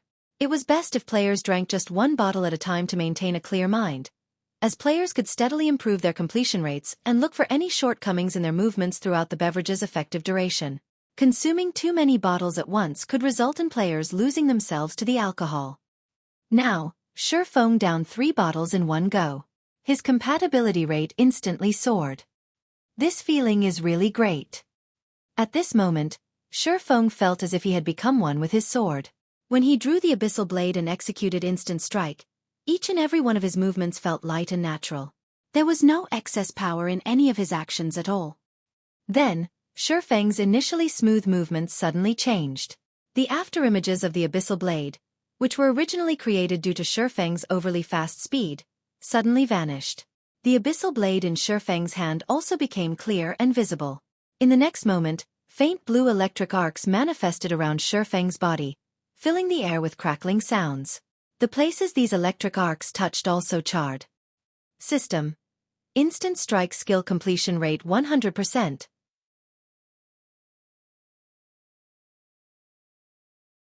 Chapter 610, Higher Realm.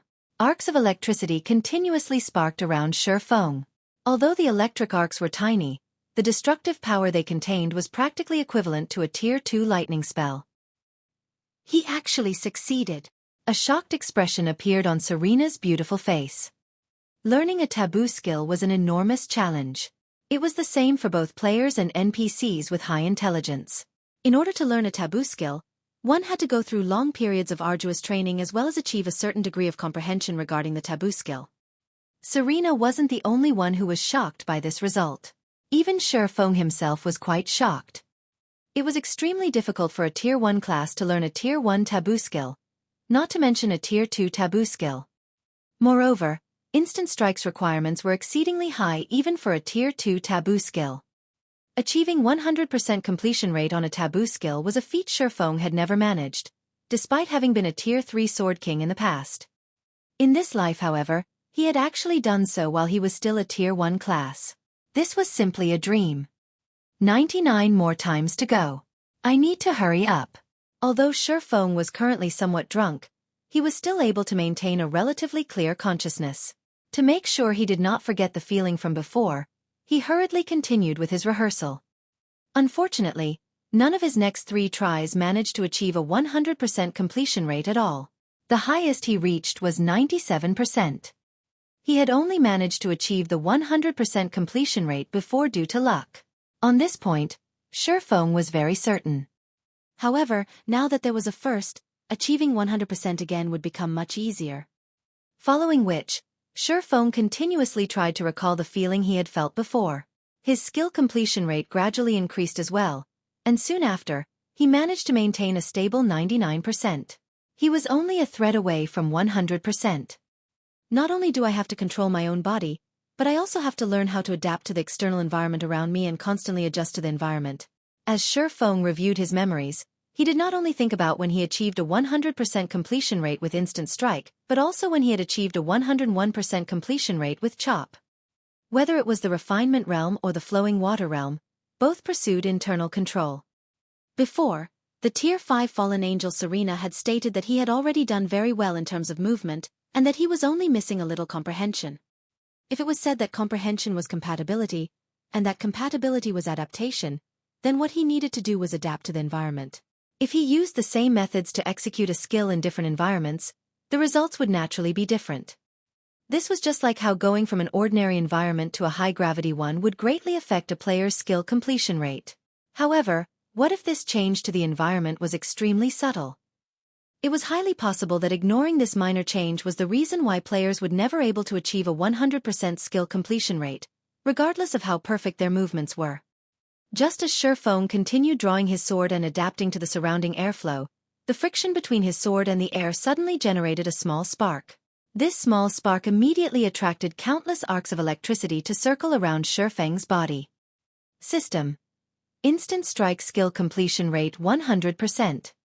Sure enough, the progression in control goes from internal to external. Is this what the higher realm feels like? Xueqi finally discovered the direction he needed to take to advance. With a clear direction in mind, Xueqi no longer focused his concentration on his own body but instead shifted it towards his environment. As Xueqi grew increasingly familiar with his surroundings, the 100% skill completion rate of Instant Strike grew more frequent as well. Currently, Xueqi was achieving a 100% skill completion rate about once every 4 times he executed Instant Strike.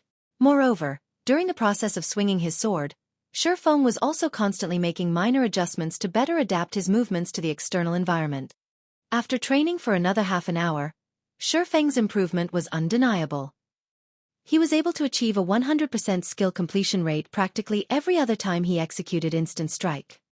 Before an hour had even passed since drinking the 3 bottles of 100-berry wine, he had already executed 100 instant strikes with a 100% completion rate. After Xueqi completed an instant strike that achieved a 100% completion rate for the 100th time, electricity purified his entire body, his skin becoming glossier and the muscles all over his body growing denser and more powerful. System: You have learned Instant Strike. Obtained Basic Lightning Physique. Why does my body feel a lot lighter? Xueqi was greatly shocked when he saw the faint blue electric arcs coursing around his body. Carefully feeling out the changes to his own body, he exclaimed, "This lightning physique really is mysterious. The gravity my body is under should still be 3G. Yet, the effect the increased gravity has on my body has clearly decreased significantly even though none of my attributes have changed. Right now, the effect feels like the equivalent to a gravity of 1.5G. After the 3rd evolution of God's domain, the gravitational system had impacted the combat power of players significantly. Meanwhile, now that Xueqi's body had undergone such changes, it would become much easier for him to adapt to his environment. The current state he was in was similar to being under the effects of the 100-berry wine. Although the lightning physique's effects were very much inferior to the 100-berry wines, the fact that it was always active was a huge advantage. This instant strike is simply fantastic. It is actually able to improve a player's physique as well. No wonder it was so difficult to learn. In the past, Xueqi had heard of some taboo skills in God's domain that when successfully learned, would provide players with additional rewards. However, these taboo skills were usually high-tiered ones. He never expected that the Tier 2 Instant Strike was one such taboo skill. Physique was a kind of hidden attribute in God's domain.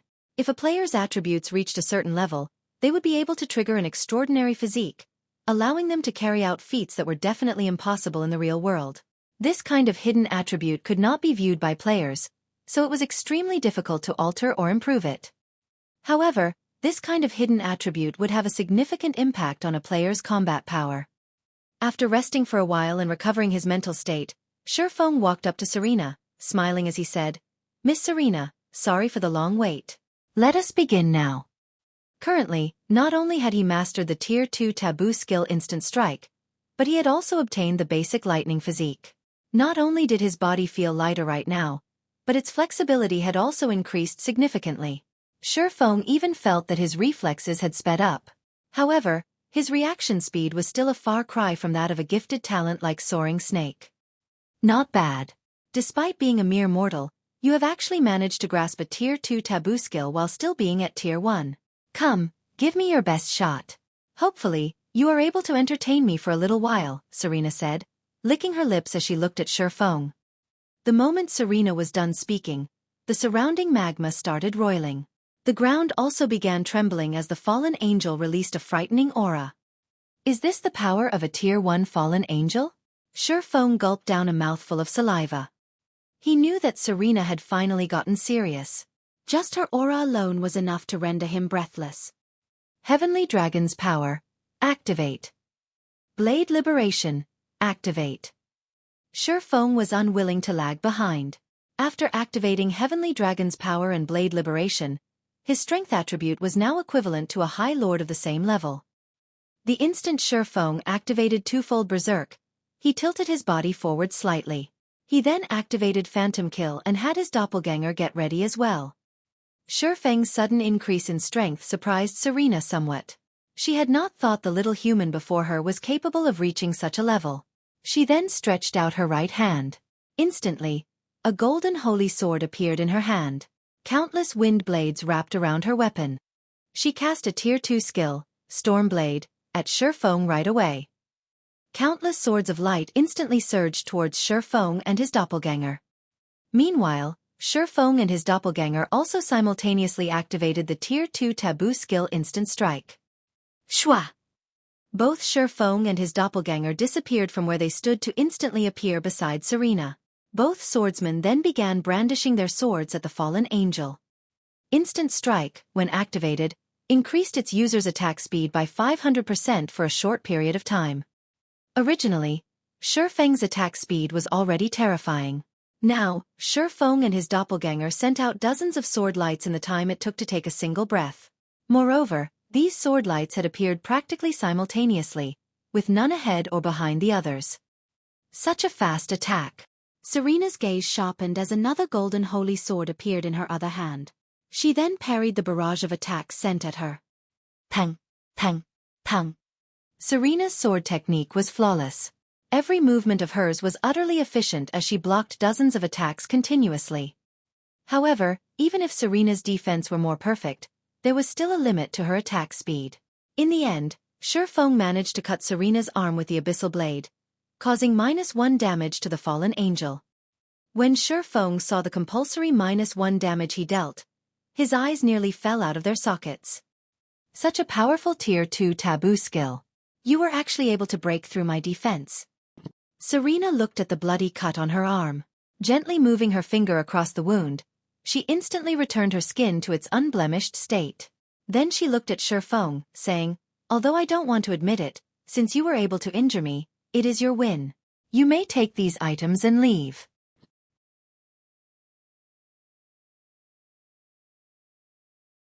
Chapter 611. Shrine Rewards. After Serena was done speaking, the fallen angel suddenly vanished. At the same time, the volcanic hell that surrounded Xueqi transformed into a golden shrine with an altar before him.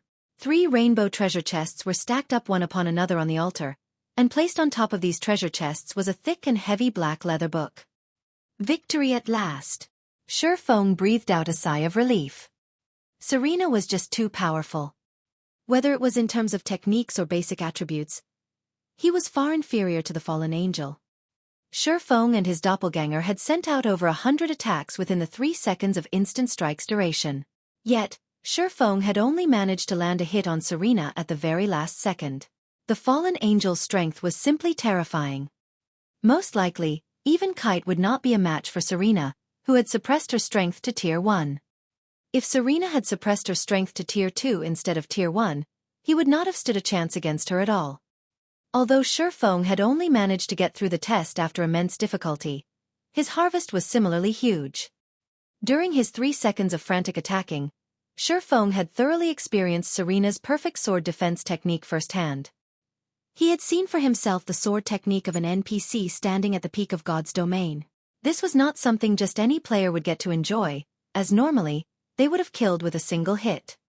After Xueqi reviewed his memories of the previous battle a few times, he walked up to the altar and carefully picked up the black leather book. As soon as he did so, he felt a hard stare. Moreover, this feeling was not just limited to one person staring at him. Instead, he felt the gazes of a vast number of people. Every one of these gazes felt cold and violent. It was as if his body had submerged in a chilling, icy hell. Sure enough, the Bible of Darkness is not an ordinary item. Xueqi activated omniscient eyes and appraised the black leather book. Bible of Darkness, fragmented legendary item. The Bible of Darkness had been destroyed during the Great Destruction. However, the power of darkness contained within the Bible is extreme. If one can gather the other fragments, they can restore the Bible's power, gaining dominance over all demonic creatures and become the Lord of Demons. It's actually a fragmented legendary item? I heard that the Bible of Darkness fantasy extinguisher was an epic item. Was the one he obtained a replica? Xueqi muttered, feeling rather surprised as he looked at the quality of the Bible of Darkness in his hands. However, after giving it some thought, Xueqi felt it was possible. With how powerful Serena was, Fantasy Extinguisher should not have been able to injure the fallen angel at all with the strength he had at that time. It was highly possible that he had chosen the first option instead. Meanwhile, Fantasy Extinguisher had managed to become a peerless expert in the Black Dragon Empire thanks to the Bible of Darkness. With the help of the Bible of Darkness, Fantasy Extinguisher managed not only to become exceedingly powerful himself but also to increase the strength of his guild significantly. Only afterward did Blue Frost and the others from District 1 shine brightly. Back then, countless guilds had looked at Fantasy Extinguisher enviously. There was nothing remarkable about owning a single epic item. However, the Bible of Darkness was no ordinary epic item, as it held the power to increase the overall strength of a guild. The Bible of Darkness was capable of strengthening players with the power of darkness. Not only could players receive a huge boost in attributes, but they could also obtain an enhanced skill corresponding to their classes. This was the reason why the Fantasy Shrine had managed to form the invincible Black Demon Legion in the past, allowing the guild to become one of the tyrants of the Black Dragon Empire. Back then, even the Dragon Phoenix Pavilion's Blood Legion had not been a match for the Black Demon Legion. If Fantasy Extinguisher had gained such achievements by relying on a replica, what would have happened if he had obtained the real Bible of Darkness? Most likely, the entire Black Dragon Empire would have fallen into the Fantasy Shrine's hands. Xueqi inwardly grew excited as he looked at the Bible of Darkness in his hands. He had finally completed one of the steps required to become an overlord in God's domain. Whether it was the magic weapon Abyssal Blade or the fragmented legendary ranked Heavenly Dragon's Breath, both were items that focused on increasing his personal strength. They were of little use in raising the overall strength of his guild. However, the Bible of Darkness was different.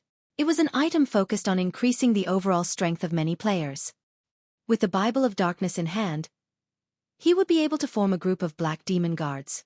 With his special training plan, he would be able to quickly establish a Black Demon Legion that surpassed even the Dragon Phoenix Pavilion's Blood Legion.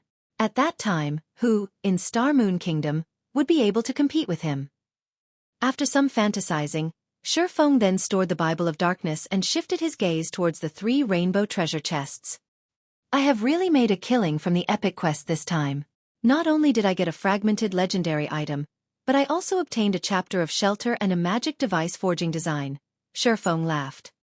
He quickly tucked the contents of all 3 rainbow treasure chests into his bag. The first rainbow treasure chest contained 188 soul crystals. Though Xueqi himself had no use for these things, he would be able to upgrade the Lion's Bar to a 2-star bar with this many soul crystals. At that time, the production volume of the 100-berry wine would increase to a level barely enough to supply the upper echelons of both District 1 and 0 Wing. The second rainbow treasure chest contained the chapter of shelter. Before coming to the World Summit, Xueqi had asked Blue Frost about large shelters in detail. If a small shelter was akin to a small village, then a medium shelter was a small town, while a large shelter was a large town. Why were so many guild forces madly accumulating resources and were adamant in upgrading a shelter to a large shelter? It was because larger shelters possessed a certain degree of self-defense. The number of players a shelter could hold was not unlimited. If players wished to become a resident of a shelter, they had to register themselves with said shelter. Meanwhile, the number of players a shelter could register was limited. If there was no cap to registration, players within the Dark Den would have long since migrated to the best shelters available to develop themselves. It was also precisely this limitation that severely restricted the development speed of a shelter. A small shelter could register a maximum of 10,000 players, which was roughly equivalent to the member count of a small guild. Medium shelters could register up to 30,000 players, which was roughly equivalent to the player population of a small town. Aside from having a larger population, players could also construct some specialty buildings such as the Lion's Bar in a medium shelter. The overall strength of a medium shelter was significantly higher than a small shelter's. Meanwhile, when a medium shelter was upgraded to a large shelter, the number of players the shelter could register would undergo a qualitative change, directly increasing to 100,000. That number could practically rival the member count of a second-rate guild. Moreover, the functions of the shelter would also increase notably. The increase was not limited to just the skill books and specialties supplied. Players of the shelter would also be able to tame mounts. Mounts could be said to be the lifeblood of players residing within the Dark Denver. With no teleportation magic arrays in the Dark Den, players could only rely on their own 2 feet to travel to their desired destinations. With a mount, the mobility of players would improve significantly, and as a result, their strength would also rise much faster than before. Hence, the various guild forces were desperately accumulating resources in order to create a large shelter of their own. This was also why plenty of independent shelters subordinated themselves to guild forces. As long as they joined a guild force, they could head to the large shelter controlled by said guild force and purchase mounts. Otherwise, they would have to wait until their own shelters were promoted into large shelters or try their luck in large-scale team dungeons. Now that Xueqi had the chapter of shelter, he could directly promote the shelter of District 1 to a large shelter. The players inside the shelter could then begin to accumulate funds and resources. As soon as they reached a sufficient level, they would be able to purchase a mount of their own. Compared to the players of other shelters, the players of District 1 would be able to save up on plenty of time. Although I've obtained the chapter of shelter, I still don't have a way to return to the shelter right now. It seems that I can only wait until the cooldown of the position teleportation scroll ends before making another trip to District 1's shelter. Xueqi suddenly recalled that he had arrived at the central area of the Dark Den through a teleportation gate. As for the method of returning to the evil ghost domain, he had no idea whatsoever. With the items he came for in hand, Xueqi did not continue idling around inside the Lord of Destruction's shrine. He took out a return scroll and began chanting the incantation required to teleport back to White River City. After 20 seconds passed, Xueqi transformed into a streak of light and disappeared from the shrine.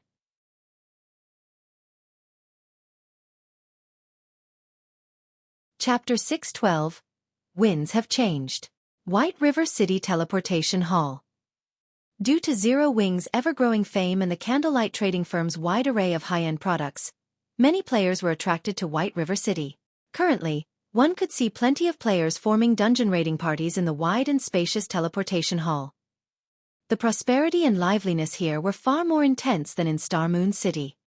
The moment Xueqi stepped out of the teleportation hall, he could feel the hustle and bustle that filled the city.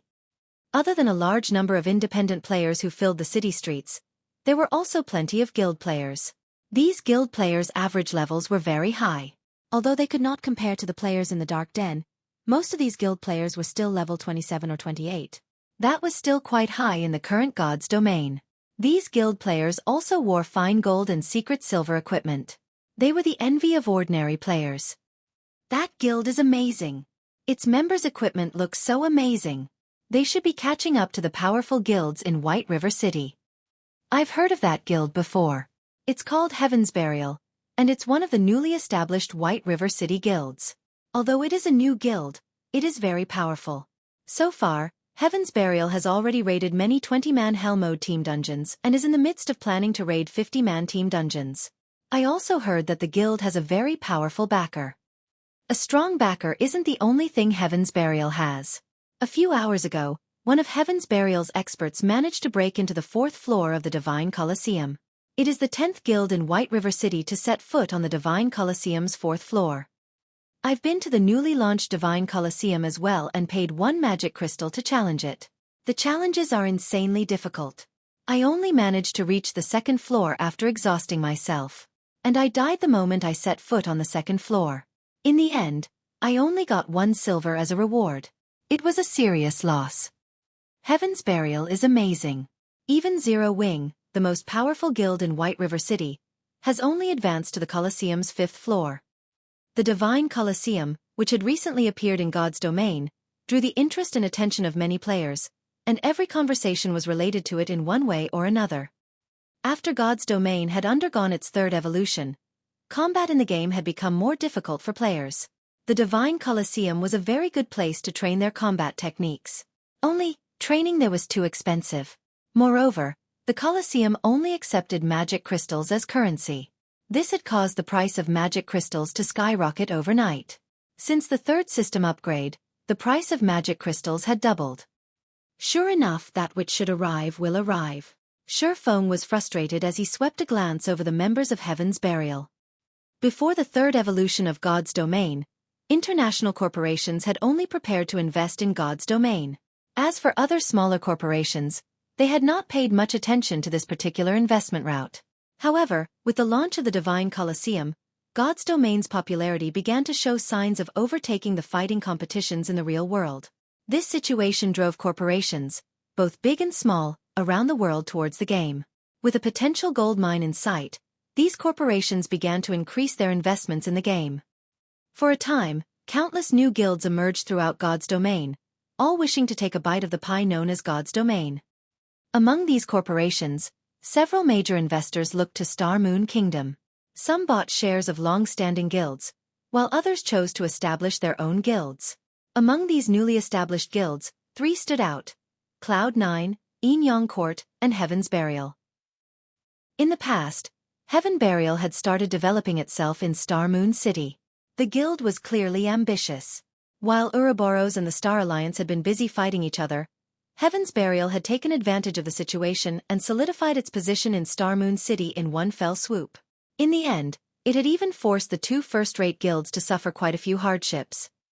Xueqi had never expected that, after White River City began to show signs of becoming the #1 city in Star Moon Kingdom, Heaven's Burial would run to White River City to develop itself. Moreover, of the newly established guilds Xueqi had seen so far, Heaven's Burial wasn't the only one of the top 3 newbies to establish itself in White River City. He also saw members of both Cloud9 and Yin Court. Interesting. Everyone's has come to White River City trying to take a bite out of the fat piece of meat that I cooked up. Do they really think that Zero Wing is some kind of pushover? Xueqi could not help but smile. Zero Wing indeed possessed plenty of enemies.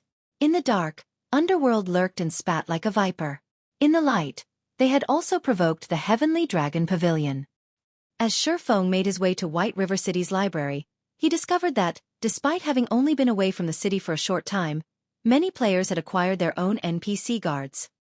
NPC guards had become beacons of hope for many powerless players. At the same time, these NPC guards had also received attention from the various large guilds. As a result, these NPCs' development speeds were unusually fast. Players who were trying to become merchants were especially interested in these NPC guards. In God's Domain, players' activities were not limited to killing monsters out in the fields. Players could also take on all sorts of quests. Many merchant players, who did not possess any combat power, could rely on NPC guards when carrying out special quests. However, the majority of the quests did not allow the assistance of ordinary guards, only personal guards. Just as Xueqi arrived before White River City's library, the sound of his system communicator rang by his ears, and the caller was none other than Everlasting War. Brother Yifeng, you've finally come online. I've been trying to contact you for a while. How are preparations coming along? Everlasting War asked, slightly worried. Xueqi was the expert he had recommended. If Xueqi did not pass the selection test, it would stain his reputation. There are no issues. I can participate in the selection at any time. Seeing as Brother Everlasting is contacting me, has something happened? Xueqi asked. The selection held in Beast City was tomorrow morning. There was still quite some time before the selection began. Something must have happened for Everlasting War to contact him. It's nothing major. Only, the higher-ups have changed the requirements for the selection. Now, after you pass the selection, you are required to sign a contract and become a member of the company if you join the battle team. Of course, You will receive far more benefits as well. For example, you will be entitled to 5% of the wagers made on the matches you win. Everlasting War explained. If Brother Yifeng joins the battle team, with your strength, you will easily make more than a dozen times the credits the guild leader of a first-rate guild would normally earn. Once the battle team becomes famous, your status in the world will become even greater than any leader of a first-rate guild. What do you think, Brother Yifeng? Everlasting War and his group did not particularly care about signing the new contract as they had originally been employees of the company. However, Xueqi was different. He was affiliated with Zero Wing. Moreover, he was one of Zero Wing's core members. He had definitely signed a contract with the guild. If he joined the battle team, unless the company allowed it, he would not be able to be part of any guilds in the future. To put it bluntly, the company was restricting the freedom of the team members instead of cooperating with them. Of course, if Brother Yifeng is selected to become one of the members of the battle team, the company will take full responsibility of the breach of agreement with your guild. Brother Yifeng can rest assured on this. Everlasting War was very confident in Xueqi's strength, and he desperately hoped that Xueqi would join their battle team. In his opinion, what did a guild in a virtual reality game amount to? How could it possibly hope to match up against an international corporation?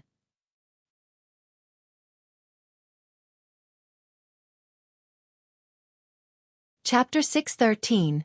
Peak of Star Moon. The benefits Everlasting War had mentioned were quite tempting. The Dark Arena was a place where the various international corporations around the world could secretly compete.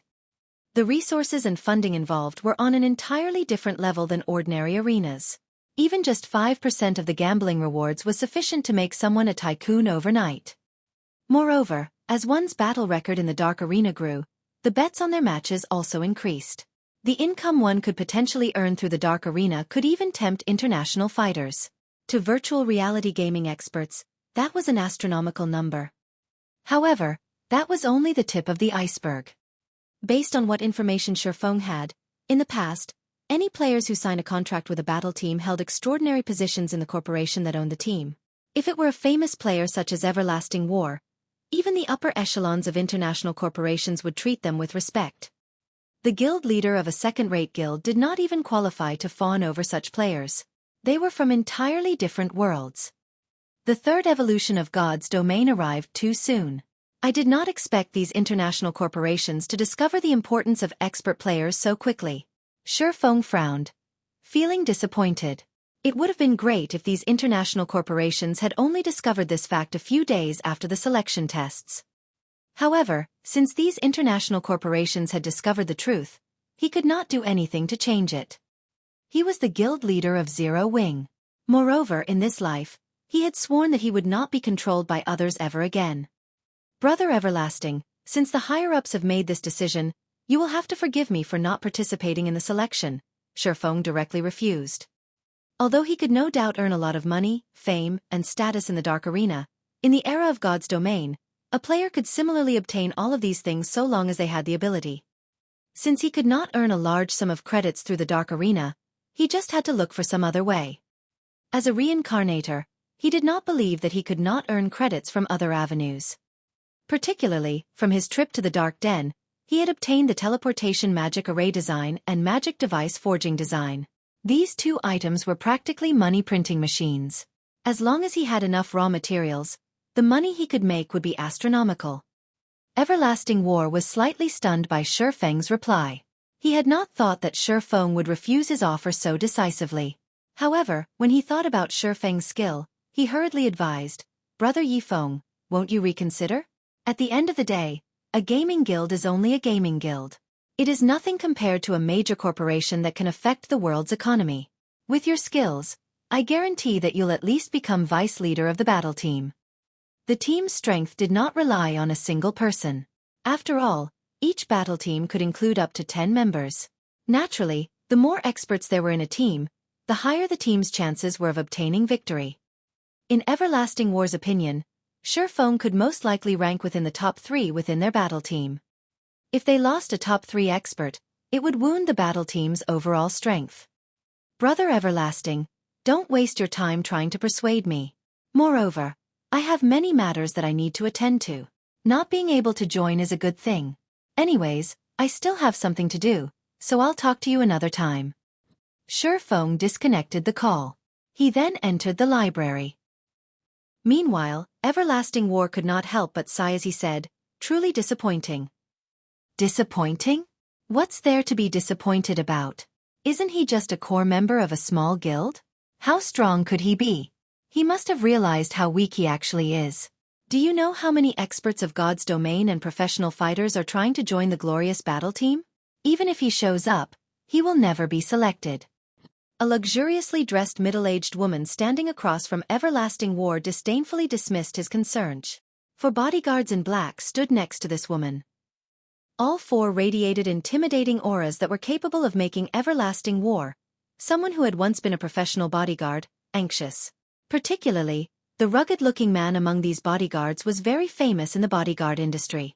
He was known as the Steel Guard, and even some international fighters were no match for him. Director Hua Yifeng is no ordinary expert. If you can restore the recruitment conditions to what they were before and allow him to join the glorious battle team, our chances of beating our next opponent, the Midday Wolves, will be much higher. This will also greatly benefit the company. Everlasting War carefully suggested. The changes in the battle team's recruitment conditions were all due to this woman, Xueqi, standing before him. Although he did not understand why Xueqi had suddenly changed the conditions, this last-minute adjustment troubled him, the leader of the battle team. However, despite his annoyance, Xueqi's position was extraordinary. A single word from her could easily leave him jobless. Hence, he did not dare speak too boldly in front of her. Naturally, I have considered these changes carefully. You only need to focus on how you're going to defeat your next opponent. He is merely a nameless expert. Do you think that, just because we are missing one nameless expert, you're going to lose against your next opponent? Xueqi questioned, her voice low and dangerous. He is just one less nameless expert participating in the selection. There are plenty of God's domain experts coming to take the test. Among them, many are well known in the industry. These people's standards are far beyond his. I think that Vice Leader Journey Leave should administer the test this time around. You should take this time to think of a strategy to deal with the Midday Wolves. Everlasting War's words had clearly dissatisfied Xueqi. Without hesitation, she had stripped him of his duties for a few days. Helpless, Everlasting War could only agree with the lady director. Inside White River City's library. After entering the library, Xueqi headed towards the building's top floor. 2 level 180 tier 2 white robe knights stood by the doors.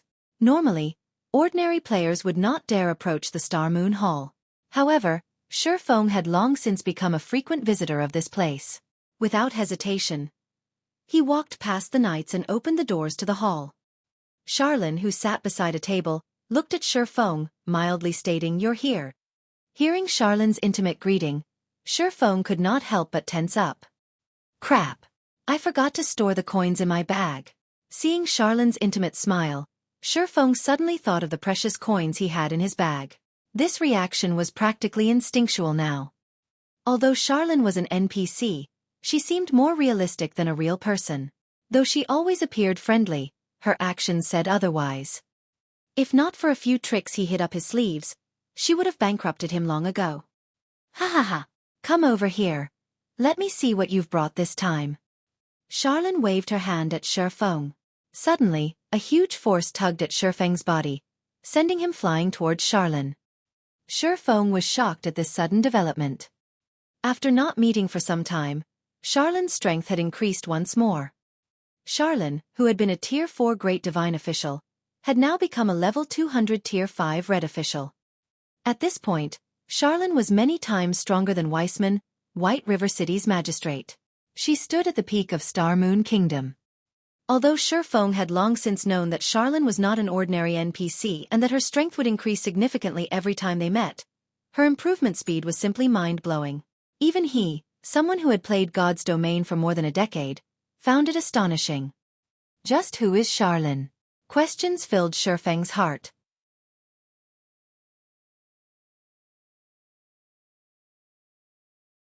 Chapter 614. Demon Gate. Just as Xueqi pondered Charlene's identity, a hint of shock surfaced in the Red official's golden eyes. You have actually obtained it. Charlene could not help but re-evaluate her opinion of Xueqi. "And here I thought you would bring me a replica to help you solve your problem." Hearing this, surprise appeared on Xueqi's face. He had only discovered the truth about the replica from the fallen angel Serena. He had not expected Charlene to know about it as well. Charlene could see the question floating in Xueqi's mind. Smiling, she explained, "The Bible of Darkness is not an ordinary item. The Lord of Destruction crafted this item, and it is a treasure used to gain dominance over all demonic creatures. Even though the Bible has been destroyed, it still holds boundless power. There are countless powerhouses who wish to obtain it.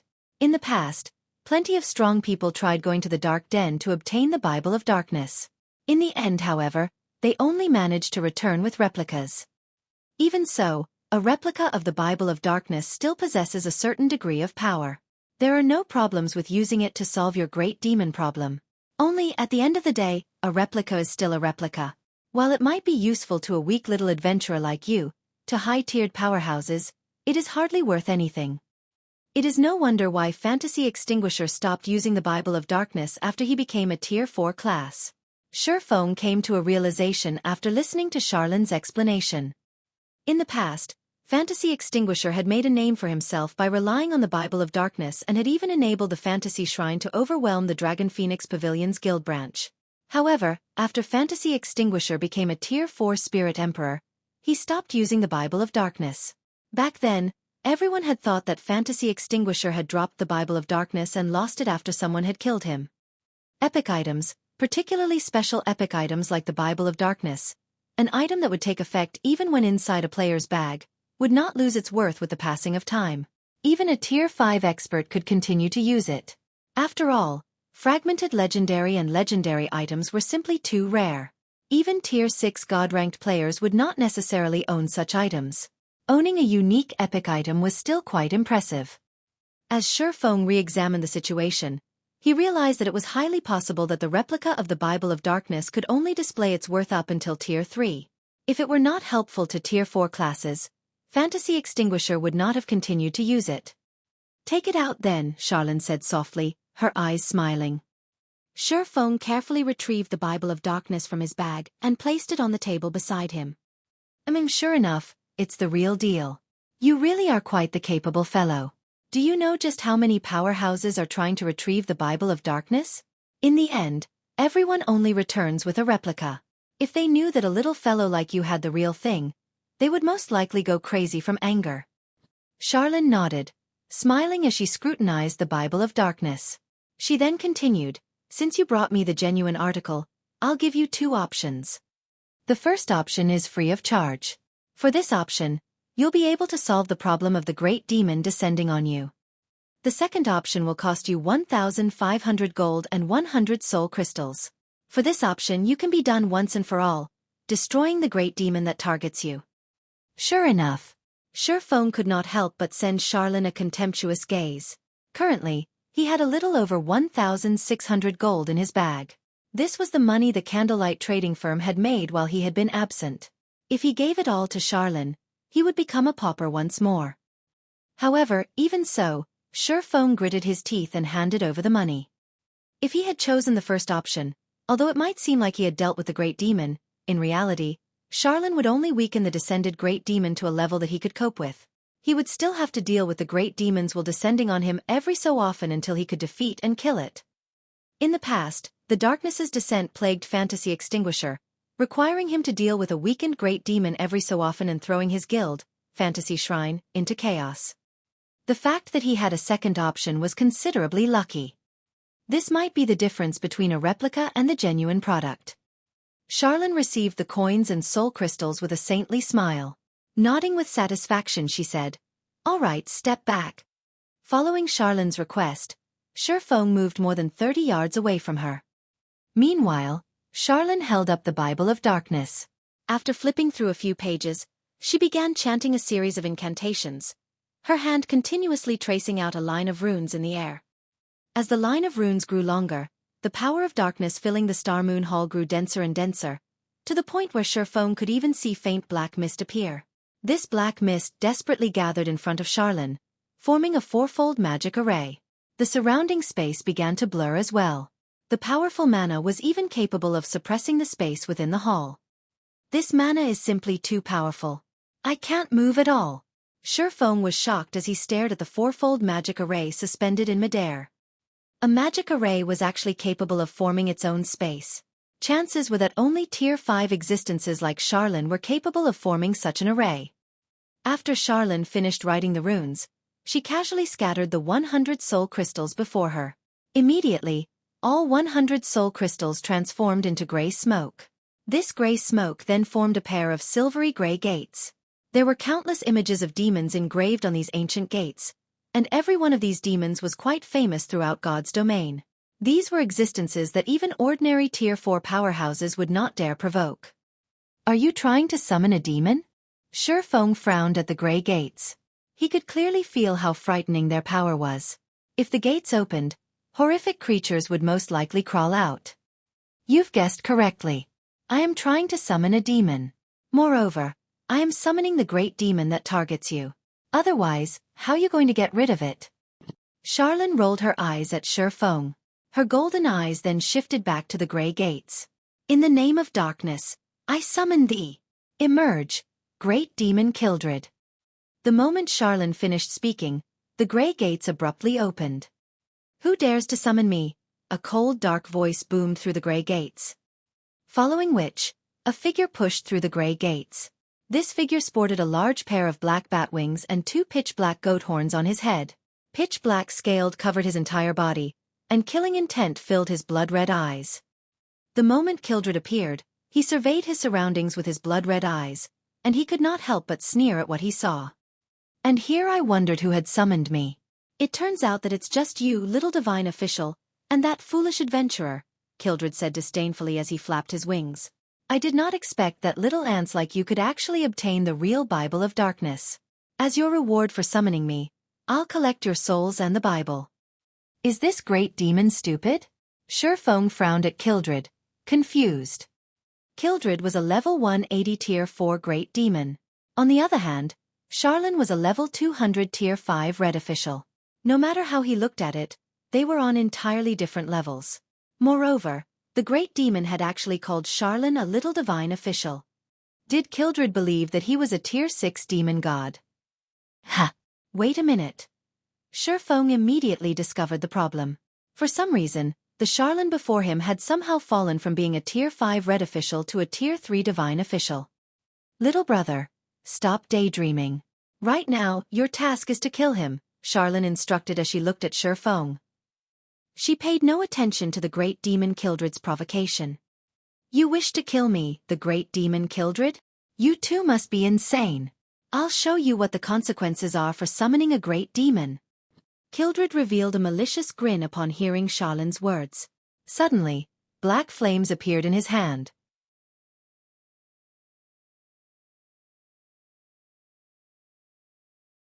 Chapter 615, Tier 5 Curse.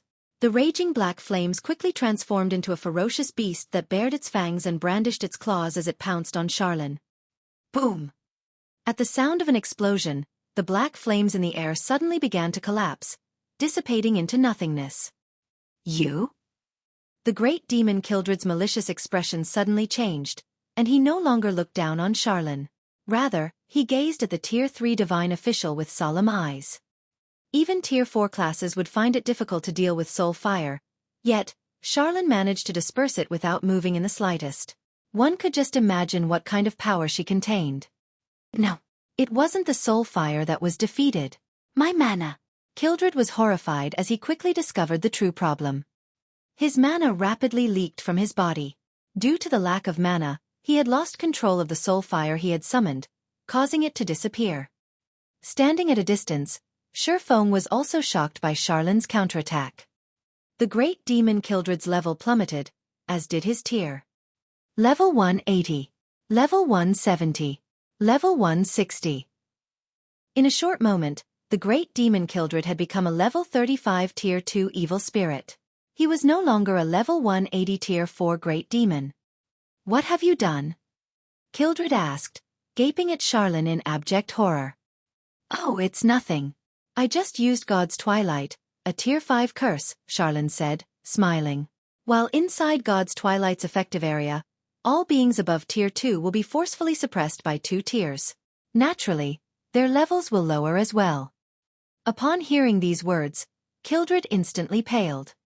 Xueqi was similarly astonished. A Tier 5 curse. This was a spell that could rival the power of a Tier 6 God-ranked spell. Kildred, you can only escape this situation by defeating the adventurer before you. Otherwise, you will die here. Although Charlene's voice sounded pleasing to the ears, her words caused even a great demon like Kildred to shudder in fear. Realizing that was his cue, Xueqi unsheathed the abyssal blade and purgatory shadow. This should be the final test. Xueqi licked his lips as he stared at the great demon Kildred, who hovered in the air. He had always known that it would not be so easy to obtain the fragmented legendary ranked Bible of Darkness. In God's domain, there was an abundance of epic items. However, fragmented legendary and legendary items that were above epic rank, were extraordinarily rare. If players wanted to obtain one, they would have to pay an unimaginable price. The fact that he had grasped a special fragmented legendary item such as the Bible of Darkness with so little trouble could already be considered a miracle. In the past, to obtain a single fragmented legendary item, the various large guilds throughout God's domain would have to be busy for at least 1 to 2 months, possibly 3 to 4 months. Unless one were extremely lucky and encountered special locations such as the Star River Valley, they would have to rely on quests to obtain a fragmented legendary item. Little ant, a Tier 1 swordsman like you dares to draw your sword against me, the great demon Kildred? You are indeed courageous. However, just because I have been suppressed to Tier 2, you think you have a chance of defeating me? Kildred laughed angrily as he felt the sting of a deep wound to his pride. How will I know if I don't try? Xueqi laughed. He then approached the great demon one step at a time. Kildred, Evil Spirit Great Demon. Level 35. HP 1, 000, 000/1, 000, 000. A Tier 2 Evil Spirit was the equivalent of a Lord-ranked monster. However, due to Kildred's intelligence, his combat power was definitely much higher than an ordinary Lord. His HP, though lower than an ordinary Lord, was also much higher than a player's. As Xueqi approached Kildred gradually, he suddenly discovered something fortunate. While he was under the effects of God's Twilight, all of his skills' cooldowns had not only been refreshed, but they had also been reduced by half. It seems my test this time is to defeat a Tier 2 Evil Spirit while at my peak. Xueqi had initially been worried that he would not be able to use Blade Liberation. Now, however, it seemed that his worries were for naught. Die! The great demon Kildred roared. Suddenly, a black spear appeared in his hand. He then swooped down and jabbed the spear towards Xueqi in rapid succession. In the next moment, streaks of black light rained down on the swordsman. Tier 2 skill, Black Rain Annihilation. Xueqi did not dare to hold back. Immediately, he activated Heavenly Dragon's power and Blade Liberation. He then used the Aura of Wind's activatable skill, Wind Rider, and leaped into the air. With a 280% increase to his movement speed, Xueqi's speed could rival that of a great lord. Very easily, he escaped the effective area of Black Rain Annihilation. Moreover, due to his ability to fly, he had no need to fear the great demon Kildred's ranged attacks from the air. After avoiding Kildred's Black Rain Annihilation, Xueqi proceeded to activate the Ice Blue Devil Flame, Phantom Kill, 9 Dragon Slash, Black Emperor, and Purgatory Power, instantly pushing his combat power to its peak. Immediately, both sides began a fierce and deadly dance. With Wind Rider active, Xueqi held an absolute advantage in terms of speed. As a result, he was able to dodge all the great demon's attacks easily. Kildred could not even make contact with Xueqi's body. On the other hand, sword lights bombarded on the scales covering Kildred's body, easily penetrating the great demon's armor. Chop! Minus 25,641. Thunder Flame Explosion. Minus 47,156. Thundering Flash. Minus 14,527. Minus 18,546. Minus 24,716. Every skill Xueqi executed had a completion rate of 95% or above, allowing his skill's effect to increase significantly. the great demon Kildred's 1 million HP decreased at a rate visible to the naked eye. After a measly 5 seconds, the great demon only had 70% of his HP remaining. However, Xueqi suddenly discovered that, as he relentlessly attacked the great demon, his opponent's strength and speed began to rise. Originally, when he had activated twofold Berserk, his strength should have rivaled even a high lord of the same level and overwhelmed the great demon Kildred. After a short period of intense battle, however, Kildred's strength was already equal to his. The great demon's speed also quickly caught up. This can't continue. Although I don't know whether he is growing stronger due to the length of battle increasing or his HP decreasing, I need to finish him off as soon as possible. Xueqi used Flame Burst. Suddenly, 2 miniature suns appeared and illuminated the Star Moon Hall. 24 consecutive strikes. Both Xueqi and his doppelganger used Flame Burst at the same time. 24 sword lights cut across the space of the hall, striking the great demon Kildred. Every sword light from Xueqi dealt over -20,000 damage to the great demon. His doppelganger caused over -10,000 damage with each attack as well. When critical hits were achieved, the damage of the attacks doubled. When the attacks ended, the great demon Kildred suffered a total damage of over -500,000. This, Xueqi was stupefied when he saw the great demon that he had attacked. At this moment, the great demon Kildred had only 40% of his HP remaining. Meanwhile, a faint, black light radiated from Kildred's body. Tier 2 skill, Dark Shield. It was a spell that could absorb a relatively large amount of damage. Damn it! Xueqi frowned. Flame Burst was his ultimate skill. Yet, the great demon had actually managed to negate a portion of its damage. Currently, the great demon Kildred had grown more formidable after the attack. Meanwhile, there were less than 10 seconds left on Blade Liberation's duration. Ha ha ha! My strength has completely surpassed yours now. Die, human! Kildred snorted. He then threw his spear at Xueqi. Kildred's spear was extremely fast, and even Xueqi only barely managed to block it with his swords. Pang! Xueqi was immediately struck down from the air, his body colliding heavily with the floor and shattering it. A damage of close to -1,100 points appeared above his head. This was the damage he received after blocking the great demon's attack. If he had failed to block the attack, he would have lost far more than a little over 1,000 HP. However, the great demon Kildred was not finished. Suddenly, Kildred split into 2 copies of himself. These 2 Kildreds looked exactly the same, and their attributes were equally frightening. In the next moment, one Kildred charged at Xueqi's doppelganger while the other charged at Xueqi.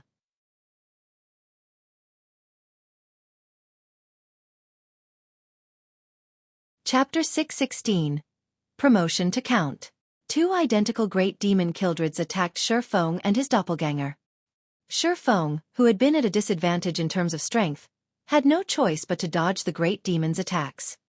Although Xueqi had entered the flowing water realm and could predict the trajectories of Kildred's attacks, the great demon's spear was like a venomous snake that consistently sent fatal blows towards his blind spots.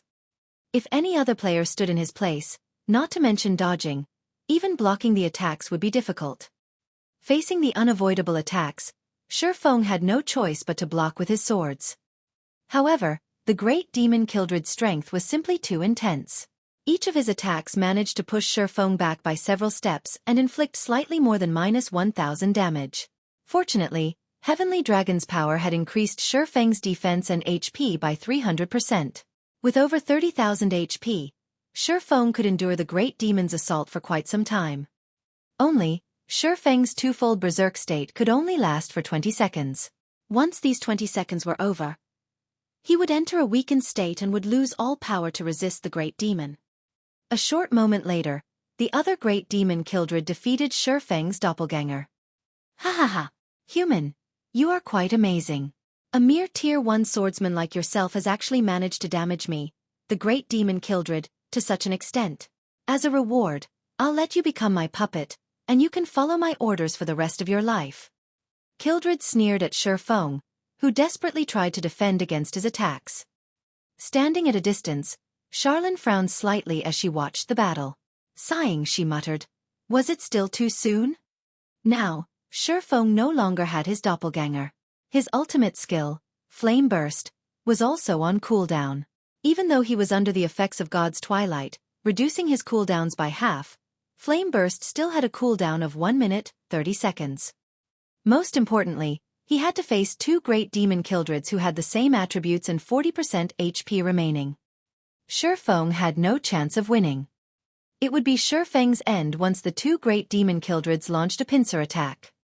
Human, be at ease and become my slave.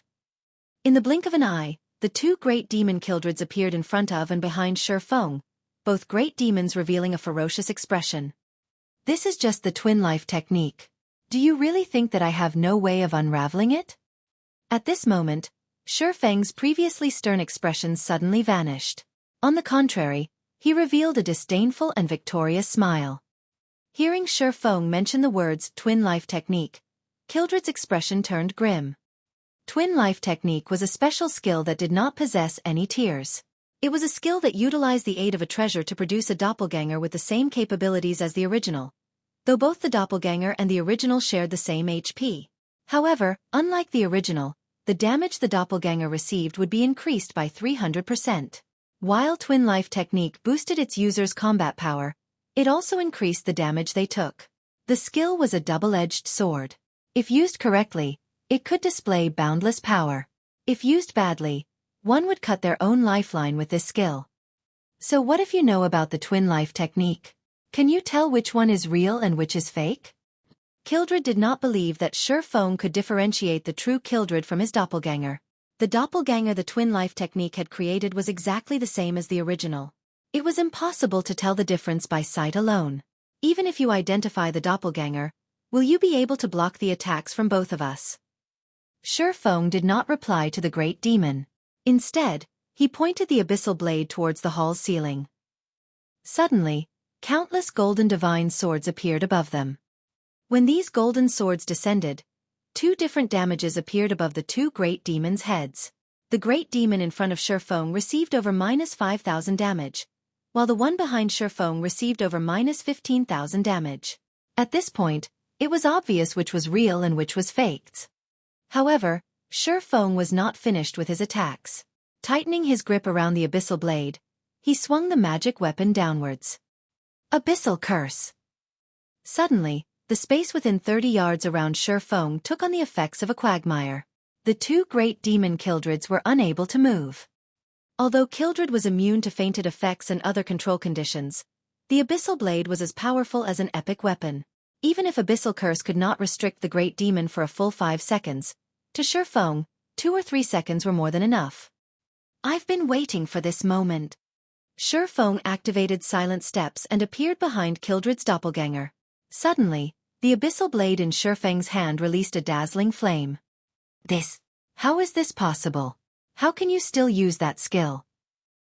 Kildred's originally calm expression abruptly changed. The skill Xueqi currently used was none other than Flame Burst, the skill that had previously inflicted massive amounts of damage. However, Xueqi had used that skill recently. Now, the swordsman used it against his doppelganger once more. Die! Xueqi did not bother explaining anything to the great demon. In truth, while Kildred's doppelganger faced off against his doppelganger, he had used up the 30 stacks of Death Aura on Flame Burst.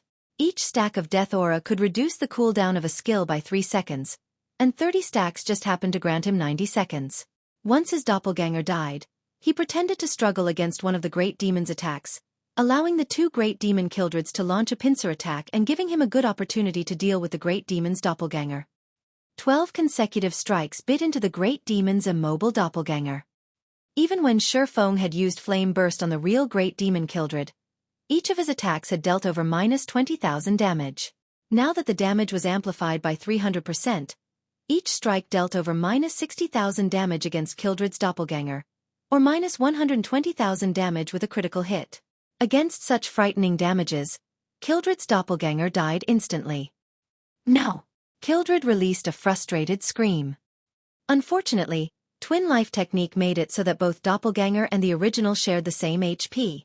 The doppelganger's death meant the original's death. The great demon Kildred would never have guessed that Xueqi was a reincarnator.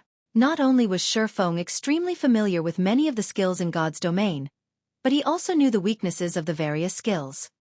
After Xueqi killed the great demon Kildred, a golden glow appeared around his body. Moreover, this golden glow appeared twice in a row. Xueqi's level immediately jumped from level 32 to level 34. Such an abundant amount of EXP, Xueqi said in shock. As the class he possessed was the hidden class Blade Saint, the EXP he required to level up was double of what other players required. Now that he had leveled up twice in a row, not only had he earned back the level he had lost at the World Summit, but he also gained a level beyond that. System: Epic Quest, Darkness Descends, completed.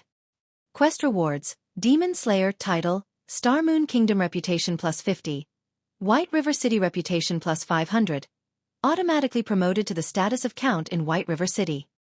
System: Congratulations on becoming a Count of White River City. You can now employ 100 guards, including 4 personal guards.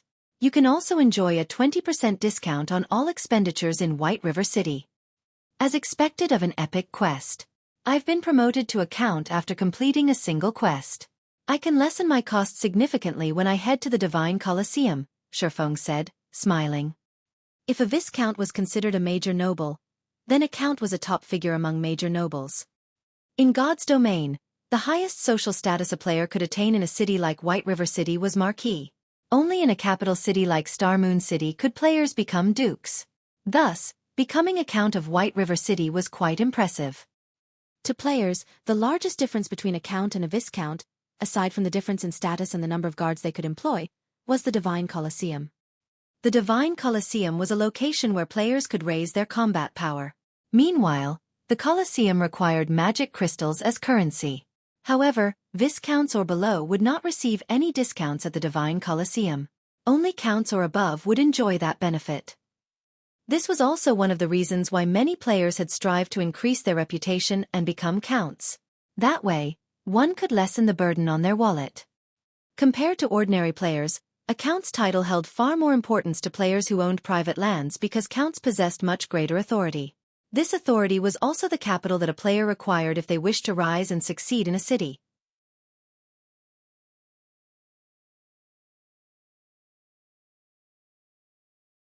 Chapter 617. Book of Legends. After the great demon Kildred died, Xueqi discovered a particularly interesting item. A design had dropped from the demon. However, this was no ordinary design. The design Kildred had dropped was nearly 4 times larger than ordinary designs. Stable design. Xueqi could not help his shock after examining the item. In God's domain, after players reached level 40, they could use mounts rather than relying on their own 2 feet to travel.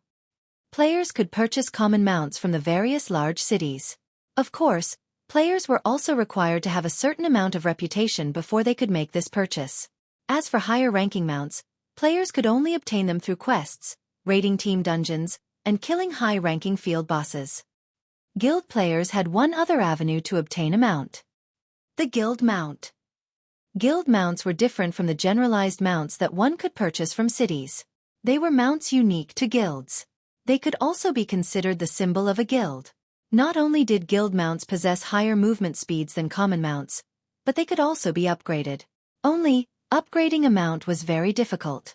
However, high-quality mounts were an ordinary player's dream. How could a guild obtain guild mounts? They could do so with the stable. In order to obtain a guild mount, a guild had to construct a stable in its residence and recruit NPCs to nurture the mount. Guild members could only purchase these mounts with guild contribution points. In the past, to obtain a guild mount, many independent players had desperately tried to join a guild. As for why they were so desperate to obtain a guild mount, aside from guild mounts having higher movement speed and being upgradable, the key benefit was that the mounts had unique appearances. Guild mounts had different appearances from the common mounts one could purchase from cities, so if one rode a guild mount while roaming a city's streets, they would attract a lot of attention. Not only could a guild mount serve to raise the reputation of its rider, but they were great icebreakers. The mounts one could purchase from cities only consisted of horses. The only difference between them was their coloring. However, guild mounts were not limited to horses. There were many other rideable species. Based on Xueqi's knowledge, there were several thousand mount species in God's domain. Hence, Most guilds would have their own unique mounts. Why were there so many species of guild mounts? It was because guild mounts were either wild beasts or demonic beasts that had been captured, tamed, cultivated, and propagated until they were finally rideable. This was why there were so many species available. Similarly, it was not easy for a guild to obtain a guild mount. This required a large amount of resources and manpower. Now that I have the stable design, I can push ahead with the plan to develop Zero Wings mount. Xueqi had considered a few locations where he could capture rare mounts. In the past, the various large guilds throughout God's domain had headaches over the acquisition of their guild mounts. After all, depending on the beast they caught and the method they used to nurture said beast, the mount's attributes would be different. If a beast were nurtured properly, it could start with a rank close to bronze. The mount could also increase movement speed up to 115%. One could just imagine how beneficial this would be to a guild. While everyone used common mounts, they could obtain a mount that was close to bronze rank. With some additional nurturing, the guild would have a batch of bronze mounts. At bronze rank, mounts could assist players in battle. This alone would allow them to widen the gap between themselves and other players. Hence, in the past, the various large guilds would nurture the beasts they captured with extreme care to avoid a late start against other guilds. The sooner a guild possessed the stable design, the sooner they could start preparing their guild mounts. However, the stable design was extremely rare. The easiest method to obtain it was through raiding level 20 to level 60, 100-man team dungeons. Only, the drop rate for the design was abysmally low. In the past, even when guilds had offered to purchase a stable design for 5,000 or 6,000 gold, nobody was willing to sell theirs. Initially, Xueqi had planned to wait for everyone in the guild to grow stronger before raiding 100-man team dungeons. Now that the great demon Kildred had dropped this design, it had saved him plenty of time. After Xueqi stored the stable design excitedly, Charlene closed the Bible of Darkness and turned to Xueqi, saying softly, "Not bad. You actually managed to defeat the great demon Kildred.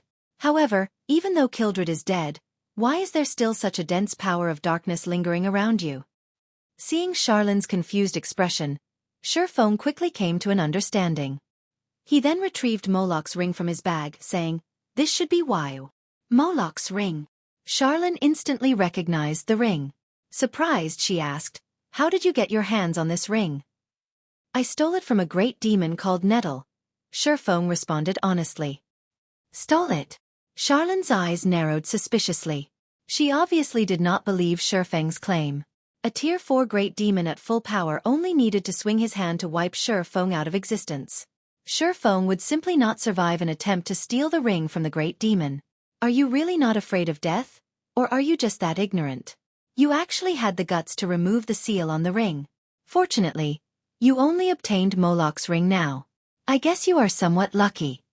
Legend has it that Moloch's ring is related to the fall of the Lord of Balrogs. Moreover, this ring is a complete legendary item.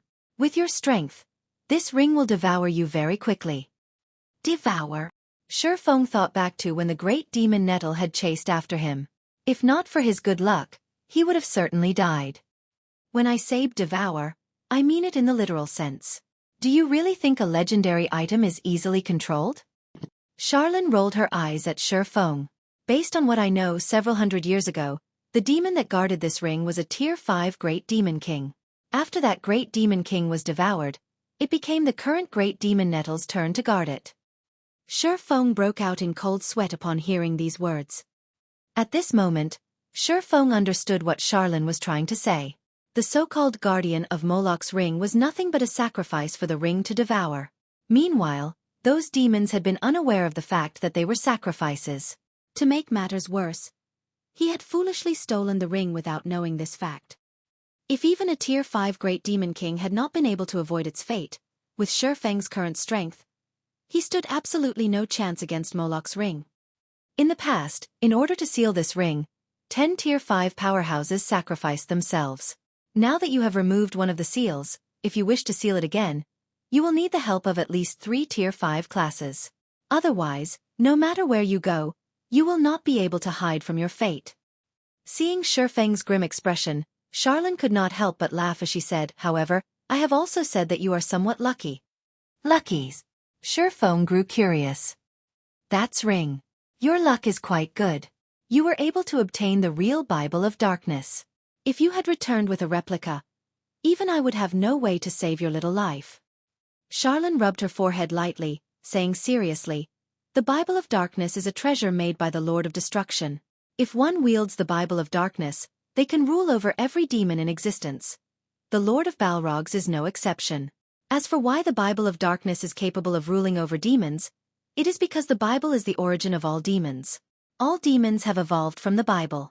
With the Bible of Darkness, one possessed the power to restrain all demons. Of course, in its current state, it won't be able to suppress Moloch's ring.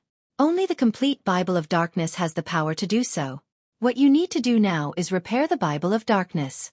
Do you understand?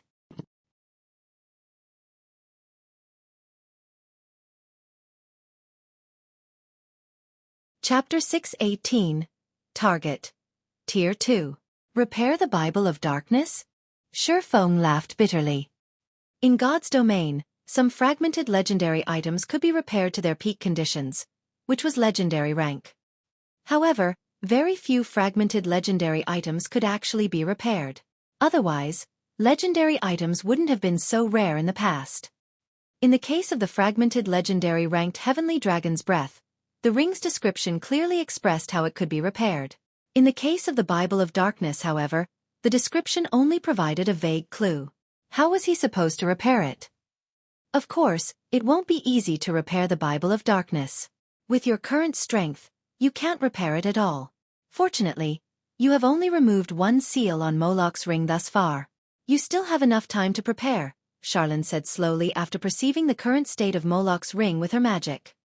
Lady Charlene, how long do I have? Xueqi asked rather anxiously. That depends on you. Charlene smiled as she glanced at Xueqi. Me? Xueqi was stunned. That's right. The stronger you are, the more time Moloch's ring will need to accumulate enough power to devour you. Based on your current level, you have roughly 50 to 60 days. It would be the best if you reach Tier 2 within 50 days. If you can do so, Moloch's ring will require far more power to devour you. Of course, there is a catch. If you continue releasing the seals on the ring, the speed at which the ring accumulates power will grow. Hence, the deadline depends on you. Hearing Charlene's explanation, Xueqi immediately came to a realization. In the past, the first top-tier expert to have been promoted to a Tier 2 class appeared 3 months after God's domain launched. However, Xueqi was a blade saint. He required twice as much EXP as ordinary classes to level up. Although he was a reincarnator, it would still be somewhat difficult for him to become a Tier 2 class within 50 days. The issue wasn't leveling speed, but that the advancement quest was too challenging and time-consuming. Hence, in the past, even top-tier experts had only obtained their Tier 2 classes 3 months after the game launched. The advancement quest for hidden classes were far more difficult, and the time required to complete them was much longer. If he had to complete his advancement quest within 50 days, he really didn't have much confidence of succeeding. If he had 60 days instead, then he would have significantly more confidence. Yet, the deadline Charlene had given him ranged between 50 and 60 days. Who knew how much time he actually had? Because of how specific Charlene was, Xueqi even began to wonder if the main god system set such a deadline purposefully. You are already very lucky. If you had not acquired the Bible of Darkness, Moloch's ring would not have required so much time to devour you. However, with your current strength, you have no chance of repairing the Bible of Darkness. Look for me again once you are promoted to Tier 2. Charlene waved her hand lightly. The Bible of Darkness then floated to and hovered before Xueqi. Oh right. Don't forget about the task I gave you. Finished speaking, Charlene vanished. There was no trace of her throughout the Star-Moon Hole. This is will projection, Xueqi stated, shocked when he saw Charlene disappear. Will projection was not a profound skill or something similar. It was an ordinary Tier 4 skill. In the past, many Tier 4 magical class players had known how to use the skill. However, the doppelganger summoned through will projection only possessed a small portion of the original strength. The doppelganger could not be used as a fighting force. It was a skill normally used for probing and reconnaissance. Yet, it had not been Charlene who had summoned a demon gate and suppressed a Tier 4 great demon with a Tier 5 curse, but her doppelganger. Charlene had easily completed these feats by relying on a weakened copy. In terms of strength, she definitely stood at the very top among Tier 5 NPCs. When Xueqi recovered from his shock, he discovered that the Bible of Darkness had undergone some changes. Bible of Darkness, fragmented legendary item. The Bible of Darkness had been destroyed during the Great Destruction. However, the power of darkness contained within the Bible is extreme. If one can gather the other fragments, they can restore the Bible's power, gaining dominance over all demonic creatures and become the Lord of Demons. Skill 1. Demon Summoning. Summons the demon gate with the power of darkness, calling forth a random demon that is no higher than 1 tier and 10 levels than the summoner. Maximum tier cannot exceed tier 5. The holder of the Bible of Darkness can command the summoned demon for up to 5 hours. Cooldown: 3 hours. Skill 2. Gate of Darkness. Allows teleportation to the Dark Denver. Can also be used in the Dark Den to teleport to the outside world. Can teleport a maximum of 5 people at a single time. Cooldown: 1 day. Skill 3. Light of Darkness. Strengthen a player with the power of darkness, allowing said player to wield the power of darkness. Can strengthen up to a maximum of 600 people. Every player strengthened provides 1 source of darkness to the wielder of the Bible of Darkness. Skill 4. Power of Darkness. Fill your body with the power of darkness, increasing all attributes by 60%, decreasing cooldown of all skills by 30%, and increase damage by 50%. Duration will be equal to the number of source of darkness * 1 second. Power of Darkness cannot stack. Can only strengthen players up to a maximum of Tier 5 classes. Cooldown: 6 hours. So that's the case. It's no wonder Fantasy Extinguisher had stopped using the Bible of Darkness replica after reaching Tier 4. Xueqi was overjoyed after seeing the Bible of Darkness's attributes. In the past, there had been 2 reasons why Fantasy Extinguisher was able to become a tyrant among Tier 3 classes. One was his reliance on the demon he summoned, and the other was the power of darkness. However, the demon's Fantasy Extinguisher could summon had only been as strong as their summoner, possessing the same tier. Moreover, he could only summon a maximum of 1 demon at a time. Even so, it had been quite impressive. After all, a demon of the same tier was a lot more powerful than a monster of the same tier. Although it still could not compare to a fine gold-ranked personal guard, demons that died could be resummoned. On the other hand, if a player's personal guard died, they would have to go through a lot of trouble to resurrect said guard. However, the Bible of Darkness replica Fantasy Extinguisher had obtained most likely could only be used up to Tier 3. On the other hand, the real article in Xueqi's hand could be used up to Tier 5. The gap between the real and the fake was massive. The most frightening aspect of the real Bible of Darkness was the fact that it was capable of summoning a demon that was 1 rank higher than the summoner. Xueqi was currently Tier 1, so he could summon a Tier 2 demon. When he reached Tier 2, he would be able to summon a Tier 3 demon. With this, who could possibly challenge him? The only unfortunate thing was that the skill summoned a random demon. There was no guarantee that he would summon a demon of a higher tier. Meanwhile, Power of Darkness was a berserk skill that was famous throughout God's domain. Although the skill did not increase one's attributes much, its duration was extremely long. It was at least 2 or 3 times longer than ordinary berserker skills. Moreover, there were no side effects. Fantasy Extinguisher's Power of Darkness lasted 6 minutes, while mine can last up to 10 minutes. Even the number of people I can buff has increased to 600. Xueqi's heart burned with passion when he thought of forming his own Black Demon Legion. A Black Demon Legion with a total of 600 members. As long as the members of the Black Demon Legion were around the same level, they could definitely go on a crusade against a town controlled by the forces of darkness, capturing it and constructing their own guild town. Xueqi then stored the Bible of Darkness. The Bible of Darkness was not equipment. It could take effect even from inside a bag. Hence, it was extremely difficult for others to plunder it. Now that Xueqi had the Bible of Darkness, he would not waste any more time. He immediately departed from the library and headed towards Zero Wing's residence by way of horse carriage. On his way, Xueqi contacted Aqua Rose.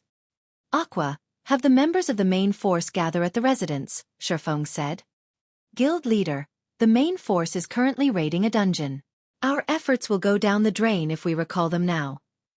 Many guilds in White River City have already reached the final boss.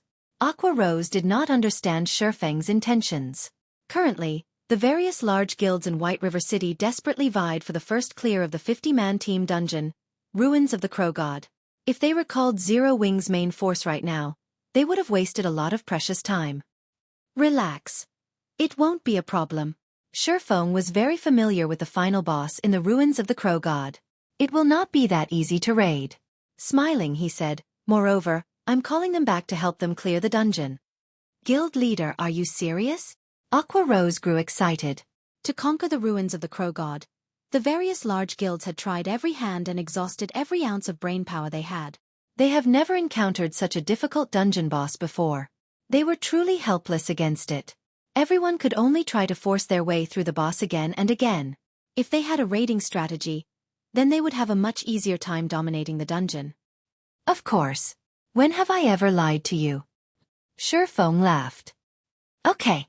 I'll notify them right away. Aqua Rose's eyes shone with renewed passion. After disconnecting her call with Xueqi, she immediately notified Zero Wing's main force.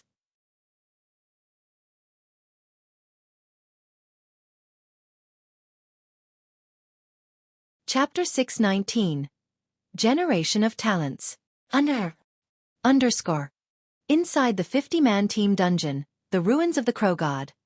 A black crow that stood over 30 meters high currently spewed endless blue flames, turning the surrounding landscape into a sea of fire. Any players that came into contact with these blue flames would die within 3 seconds. This black crow was none other than the final boss of the dungeon, the Blue Fire Crow King. Blue Fire Crow King, High Lord. Level 28.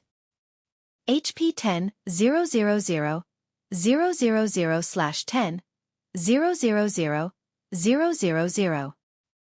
Although a High Lord ranked dungeon boss was slightly weaker than a field boss of the same level in rank, its HP was several times higher. In addition, dungeon bosses also possessed some special skills, making them much harder to take down than field bosses. It was especially true for the final boss of a dungeon. These bosses usually possessed very high intelligence, so they knew how to strike at a team's weak points. Because of this, survival demanded significantly more cooperation between players. To put it simply, the final boss of a dungeon was a test of sorts of a team's ability to work with each other. If one wished to emerge victorious against such a boss, there were only 2 ways to do so. The first was to rely on the composite strength of teamwork. The second was to rely on overwhelming power. However, to the current players in God's domains, both were extremely hard to achieve. Careful! Dodge the flames. Anyone who has touched the flames, distance yourselves from the group immediately. Fire Dance shouted sternly. These blue flames were one of the Blue Fire Crow King's team wipe skills. It would have been fine if the Sea of Fire only prevented players from approaching the High Lord. However, these flames were like a plague. Players who had touched the fire would inflict -2,000 damage to other players within a radius of 10 yards once every 3 seconds. That amount of damage was more than half of a cloth armor class's HP. Moreover, this plague formed a chain reaction, jumping from player to player as they neared their teammates. If not dealt with properly, the debuff would make quick work of the entire team. Fortunately, none of the 50 players present were greenhorns. They had already fought the Blue Fire Crow King dozens of times, so every one of them was extremely familiar with the High Lord's attacks. The moment the Crow King began to spew the blue flames, everyone instantly moved to dodge the attack. However, the flames still struck a few unfortunate players, so they had no choice but to distance themselves from the rest of the team. After the Blue Fire Crow King stopped spewing its fire, it squinted as it focused on one of the healers standing at the rear line. Flapping its wings, it created a storm as it soared into the sky. The Crow King then spread its massive wings, blotting out the sun as it prepared to swoop down towards that healer. Damn! It's targeting Violet. Fire Dance frowned. Hurriedly she shouted, Cola, use Iron Will. Ow! Cola, who was as robust as a bear, shouted. In the blink of an eye, his body began to emit a golden glow, making it impossible for others to ignore him. Cola instantly attracted the Crow King's attention. The Crow Wing's steel-like wings then descended on Cola's head. Iron Will, Tier 1 skill. Forces all nearby enemies to attack user and increases defense by 70% for 4 seconds.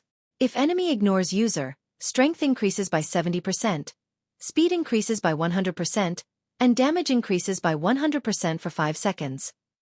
Cooldown: 2 minutes. A Guardian Knight's strength was already quite high.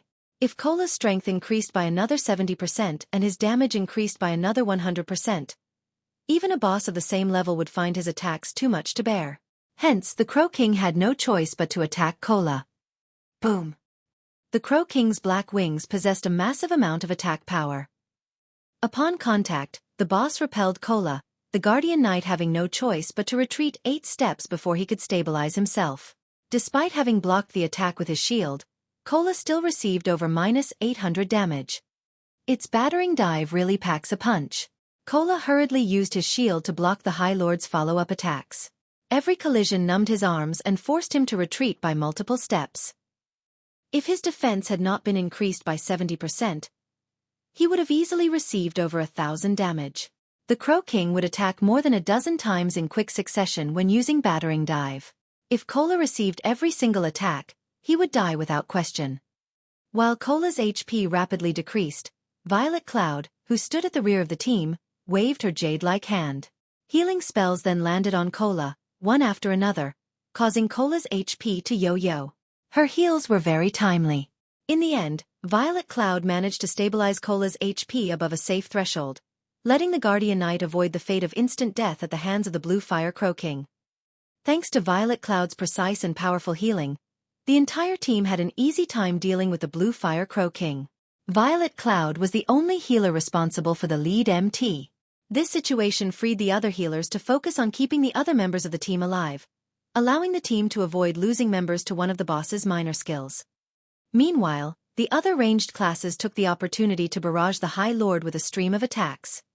When Cola's Iron Will ended, the Blue Fire Crow King shifted its focus back to Violet Cloud.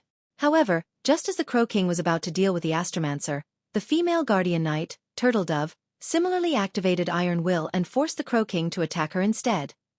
Turtle Dove was a Guardian Knight Xueqi had encountered in White River City's teleportation hall during the incident with the Mechanical Slayer. Back then, she had only been at the standard of an elite player.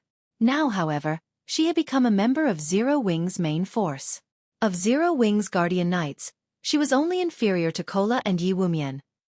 Unfortunately, as her equipment was slightly inferior, she required 2 healers to maintain her HP above a safe threshold. While the MTs held the boss, Fire Dance and the other melee players of the team assaulted the Blue Fire Crow King with a continuous stream of attacks. The true fire blades in Fire Dance's hands transformed into countless streaks of light. Every one of her attacks dealt over -1,000 damage. The total damage Fire Dance dealt surpassed even Blackie, who wielded an epic staff. Meanwhile, among the melee players, one berserker stood out like a sore thumb. Although this berserker's weapon was only a level 25 fine gold greatsword, his total damage ranked 7th in the entire team. He was none other than Shadow Sword, the person who had accompanied Turtle Dove during the Mechanical Slayer incident. Shadow Sword was almost equally matched with Rampant Blade, one of the 5 demon generals, and the berserker ranked 6th in terms of total damage within the team. However, unlike Shadow Sword, the weapon Rampant Blade used was a level 25 dark gold two-handed saber. However, although Rampant Blade's weapon possessed significantly higher attack power than Shadow Sword's fine gold greatsword, the 2 berserkers were almost equal in terms of their total damage. One could see clearly just how high Shadow Sword's skill completion rate was. Shadow, you're improving too fast. Your skill completion rate was roughly 78% yesterday. Yet, today, it's sitting at 80%. It seems that my position as number 1 berserker will soon be in danger, Rampant Blade said, depressed. That's because you're not working hard enough. Shadow Sword has either been raiding dungeons or visiting the Divine Colosseum to improve himself. Yi Wumian, who had been the workshop's past leader, said contemptuously. All right, enough. Focus on the boss. Fire Dance reprimanded. In reality, other than Shadow Sword, many other powerful recruits had joined Zero Wing's main force. This allowed the strength of Zero Wing's current main force to improve significantly. At this point in the fight, the Blue Fire Crow King only had 50% of its HP remaining. Die, intruders! The Blue Fire Crow King bellowed. Cola, take care of the boss. The other MTs and melees will deal with the small mobs. Fire Dance shouted, her expression turning grim. A moment later, over a dozen 3-meter-tall blue fire crows descended from the sky. Every one of these blue fire crows was a level 28 special elite, each with 300,000 HP. It would be extremely difficult with them all. If players did not dispatch these blue fire crows swiftly, these monsters would grow using the only skill they possessed, growth. When the blue fire crows used this skill, they would instantly become chieftain-ranked monsters, their maximum HPs reaching 700,000. If the battle dragged on for too long, they could even become lords that possessed 1,500,000 HP. Even a more powerful team could not contend with a high lord in addition to over a dozen lords. A few minutes later, a group of players emerged from the ruins of the Crow God's resurrection point. Meanwhile, quite a few teams took this chance to relax around the resurrection point. Among them were the various large guilds of White River City. The Blue Fire Crow King had wiped them all out. When everyone saw this new group of players appear, they all could not help but gaze at these players with admiration. This group was none other than Zero Wing's main force. They were the team with the best equipment of all the teams in White River City.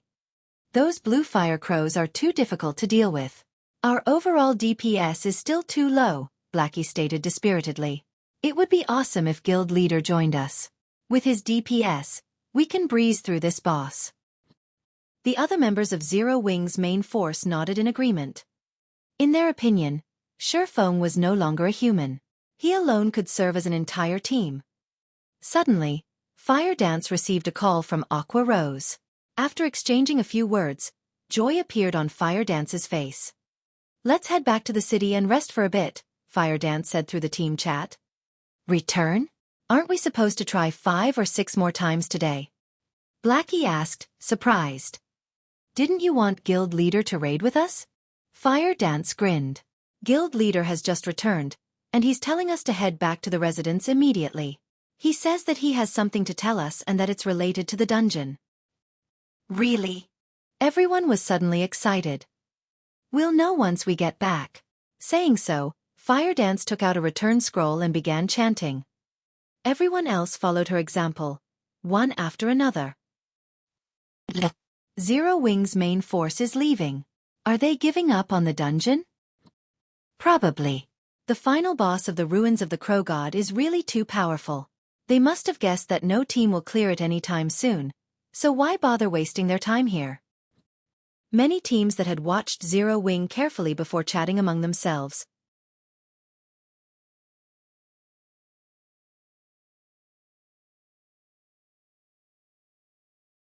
Chapter 620. Frightening Power of Darkness. After Zero Wing's main force left the ruins of the Crow God, the news spread like wildfire.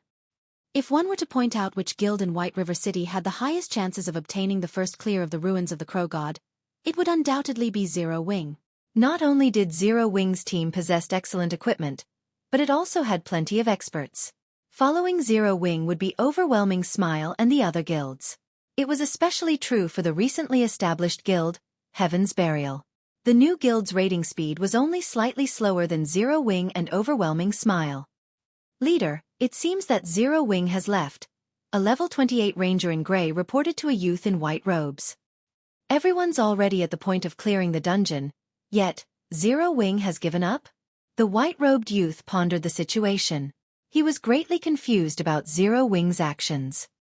"Leader, Zero Wing must have determined that they aren't able to raid the final boss and gave up," a gorgeous woman wearing low-cut crimson robes commented, smirking. Everyone talks about how Zero Wing has so many experts. Now, however, it seems that they only amount to this. Despite our Heaven's Burial having such a late start, we still caught up to Zero Wing's raid progression of the ruins of the Crow God, reaching the 3rd phase of the final boss. As long as we familiarize ourselves with the boss's 3rd phase, today might be the day we surpass Zero Wing and become the first guild in White River City to reach the 4th phase of the final boss. Hearing this beautiful woman's words, pride appeared on every face in the team. "Leader, just ignore Zero Wing. We are the experts the company has recruited. Zero Wing arrived in White River City only a few days before us. If we had arrived earlier, Zero Wing would not necessarily be White River City's overlord," a tall and robust level 28 berserker said, laughing. Although Heaven's Burial was a newly established guild, the power backing the guild was much stronger than even the power behind Overwhelming Smile. Moreover, their company had paid a huge price to recruit quite a few well-known experts in the virtual gaming world. Among them, the commander of Heaven's Burial's main force, Flame Blood, had been crowned as one of the top 10 newcomers of the virtual gaming world during the previous year. He had once been an expert who had become an overlord in a large-scale virtual reality game. Now that Flame Blood and so many other experts have arrived in White River City, if they could not surpass Zero Wing, they would have wasted their many years of playing virtual reality games. Indeed. Regardless of what Zero Wing does, we will be the ones to obtain the first clear of the ruins of the Crow God, Flame Blood said, revealing a refreshing smile. Soon, Ghost Shadow and the others will arrive. At that time, Heaven's Burial will claim the ruins of the Crow God in one fell swoop. Hearing the name Ghost Shadow, a hint of reverence appeared in everyone's eyes. The Ghost Shadow Workshop was one of the industry's first-rate gaming workshop. It had came conflicted with super guilds in many virtual reality games before. The strength of the workshop's core members was extraordinary. Meanwhile, in terms of popularity, Ghost Shadow was even superior to the Snow Goddess, Gentle Snow and the guild leader of Star Alliance, Galaxy Past. 2 days ago, the company successfully purchased Ghost Shadow Workshop, rebranding the workshop's members as members of Heaven's Burial. Heaven's Burial's strength soared instantly and even showed signs of surpassing Zero Wing. Aside from Heaven's Burial, Overwhelming Smile had also made ample preparations in order to conquer the ruins of the Crow God. War Wolf, who had been based in Maple City, had come to White River City. In addition, he brought with him a group of experts with domineering auras. If Xueqi were present, he would definitely be shocked as a few of War Wolf's team actually consisted of Ouroboros's top combatants. Among them was the gifted Soaring Snake, who had undergone a massive change. Not only had he reached level 29, but he also carried 2 blue long swords whose quality could not be determined. The 2 long swords looked identical, and it was obvious that they were a set. Brother Wolf, now that Zero Wing has given up, the rest will be up to you. Feng Xianyang addressed War Wolf respectfully. After facing a series of failures, Feng Xianyang's position in Underworld had fallen significantly. However, he had not given up. As long as Overwhelming Smile obtained the first clear of the ruins of the Crow God, he still had a chance to make a comeback. Hence, he had specifically invited War Wolf and the others to help him. Young Master Feng, you can rest assured. God's Domain is not a one-man game. Even if Black Flame is more powerful, his capabilities inside a large-scale dungeon are limited. With Boss Wolf taking the lead with our expert support, the ruins of the Crow God's first clear will be ours for the taking, an elementalist said confidently. War Wolf only nodded silently. After the third evolution of God's Domain, the powers backing the various large guilds had begun placing importance on the experts in God's Domain. As War Wolf possessed extraordinary strength, his position in Underworld rose rapidly. Not only did Underworld supply him and his team with all sorts of resources, but the organization had also mobilized the guilds under their control in order to gear up War Wolf and the others. In terms of equipment, their team was only slightly inferior to Zero Wing's main force right now. While Overwhelming Smile and Heaven's Burial prepared to go all out in raiding the ruins of the Crow God, things were getting extraordinarily lively in Zero Wing's residence in White River City. Guild leader is finally willing to lead us in a dungeon. I want to see just what sort of reaction those bastards from Overwhelming Smile will have once we leave them in our dust. Cola laughed loudly. Guild leader said that he would lead us in a dungeon the last time. He's finally fulfilling his promise, Yi Wumian said, laughing as well. Zero Wing had already proven its strength to the public many a time through the wars they've participated in.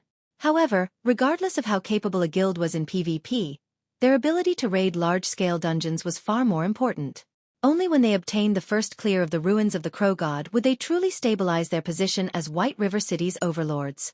Otherwise, other guilds would always try to rise up and overtake Zero Wing.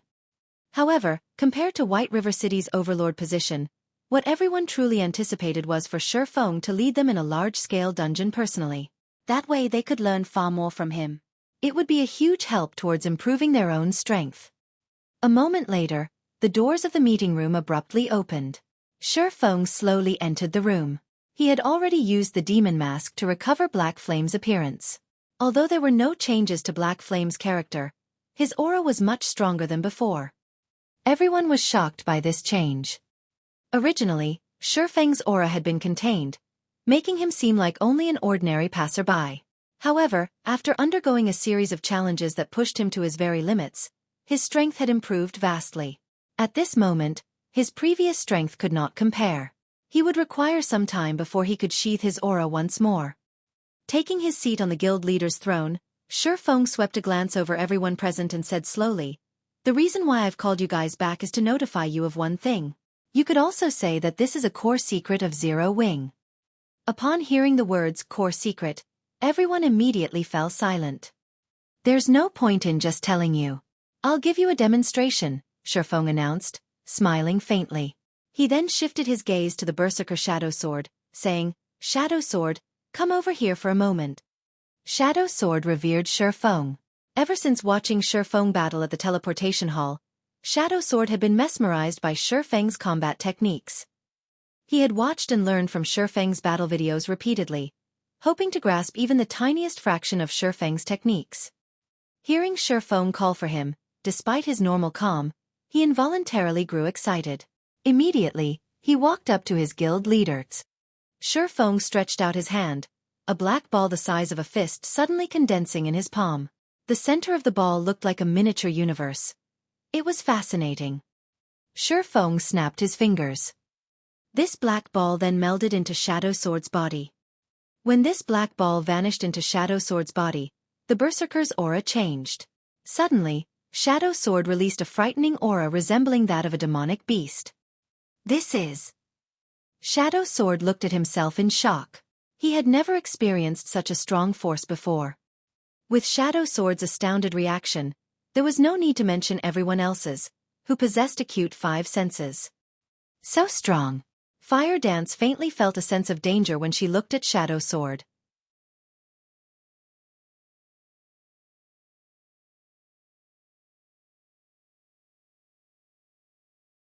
Chapter 621. Sensation. As the commander of Zero Wing's main force, Fire Dance had a very clear understanding of every member's strength. Although Shadow Sword had improved quite significantly during this period, his combat power only ranked slightly above average for the team. He was not capable of making her feel even the slightest hint of danger. However, the Shadow Sword standing before her was vastly different. It was as if he had transformed into an ancient beast, dangerous and threatening, in the blink of an eye. After receiving Lei Bao and Xuefeng's continuous guidance, Fire Dance had mostly learned how to control her body's power. She had already taken half a step into the refinement realm. Her skill completion rates hovered around 85% as a result. She was considered a true top-tier expert. After factoring in the powerful attributes of her Tier 1 set equipment, the Dark Melody set equipment, very few players could triumph over her. Only monsters like Xuefeng could possibly defeat her. Yet, now, Fire Dance felt that Shadow Sword had a chance against her. One could just imagine how massive of a buff Shadow Sword had received. "Guild leader, what is going on here?" Aqua Rose fixed her gaze on Xuefeng. She very much wanted to know what had just happened. Everyone present turned to Xuefeng as well, all of them sharing the same thought as Aqua Rose. If a few more of their team members suddenly become as strong as Shadow Sword, they would no longer be stuck at the Blue Fire Crow King's third phase. Every player here was a core member of Zero Wing. To ordinary players, they were considered absolute experts. Not only did they possess incomparably acute senses, but their intuitions were also very sensitive. Only by sheathing one's aura perfectly could they fool these players. Xuefeng during their previous encounter was an example. Before this, he could hide his aura completely and disguise himself as an ordinary passerby. Players only realized what a monster Xuefeng actually was after he took action. Seeing the fervent gazes directed at him, Xuefeng could not help but laugh as he said, "I obtained an item that can increase a player's strength. As for how much of an improvement it grants, you guys can see that for yourselves. The power of darkness could increase a player's basic attributes by 30%. An increase of 30% was the equivalent of a player's combat power reaching a whole new level. For example, if a player possessed Tier 1 intermediate combat power, after their attributes increased by 30%, their combat power would approach the peak of Tier 1. Shadow Sword was currently level 28, and his strength was near the top of Tier 1 intermediate. He was close to approaching Tier 1 advanced. After the power of darkness's enhancement, His combat power would rise to the peak of Tier 1. Meanwhile, Fire Dance, who was currently level 30, already possessed combat power at the peak of Tier 1. Facing Shadow Sword, who similarly possessed combat power at the peak of Tier 1, it was only natural for Fire Dance to feel some danger from the Berserker. Of course, the power of darkness did not permanently increase a player's attributes. Rather, it gave players a Berserk skill that they could activate freely. Only, this Berserker skill had a slightly longer duration than ordinary Berserk skills.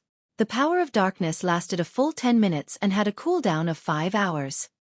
Shadow Sword's sudden strength boost was due to the fact that the power of darkness had just melded with the Berserker, resulting in the Berserk skill activating immediately. However, this effect only lasted several seconds. Once it was over, the Berserk skill would become an active skill that players could use at any time. This had been the true power of the Black Demon Legion. Berserk skills were extremely rare in the entire God's domain. If every member of a legion possessed a Berserk skill that lasted 10 full minutes, one could just imagine how frightening they would be. This was also why the Dragon Phoenix Pavilion's Blood Legion had not been a match for the Fantasy Shrine's Black Demon Legion in the past. Guild Leader. How many people can that tool strengthen? As the vice leader of the guild, Aqua Rose was particularly concerned about this. If they could enhance many players, they could definitely raise the main force's combat power to a whole new level. Everyone's hearts began to pound upon hearing Aqua Rose's question. They, too, wished to become stronger like Shadow Sword. However, they all knew that such a buff could only be used on a limited number of players. It would not be easy to obtain a spot for themselves. Relax. Every member of the main force can obtain this power. Xueqi did not reveal the exact numbers to his guildmates. There were a total of 100 members in Zero Wing's main force. In addition, there were 200 reserve members. The 600 slots he had on hand were more than enough to go around. Everyone? Guild leader, you're not joking, right? Aqua Rose was inwardly thunderstruck. She seriously doubted Xueqi's claim. If every member of Zero Wing's main force could possess this power, then they could display astonishing combat power. Not to mention the hard mode ruins of the Crow God, they could even try Hell mode. I have not finished. I plan to choose some members from the second echelon to form the Black Demon Legion.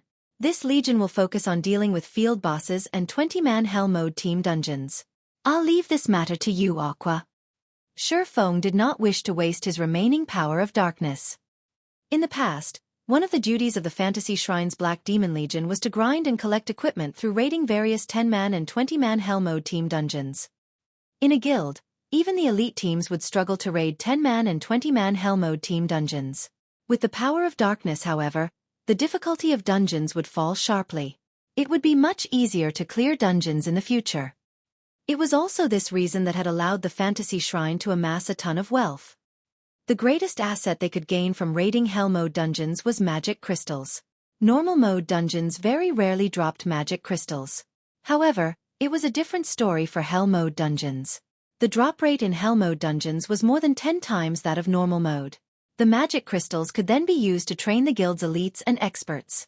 Hence, Fantasy Shrine's overall strength had steadily increased in the past. In the end, the guild had become the overlord of the Black Dragon Empire, and even the Dragon Phoenix Pavilion had been forced to give way to Fantasy Shrine. In this life, Xueqi could use the power of darkness on far more players than Fantasy Extinguisher had been able to. Naturally, he had to utilize this benefit properly. A short moment later, every official member of Zero Wing's main force received the power of darkness.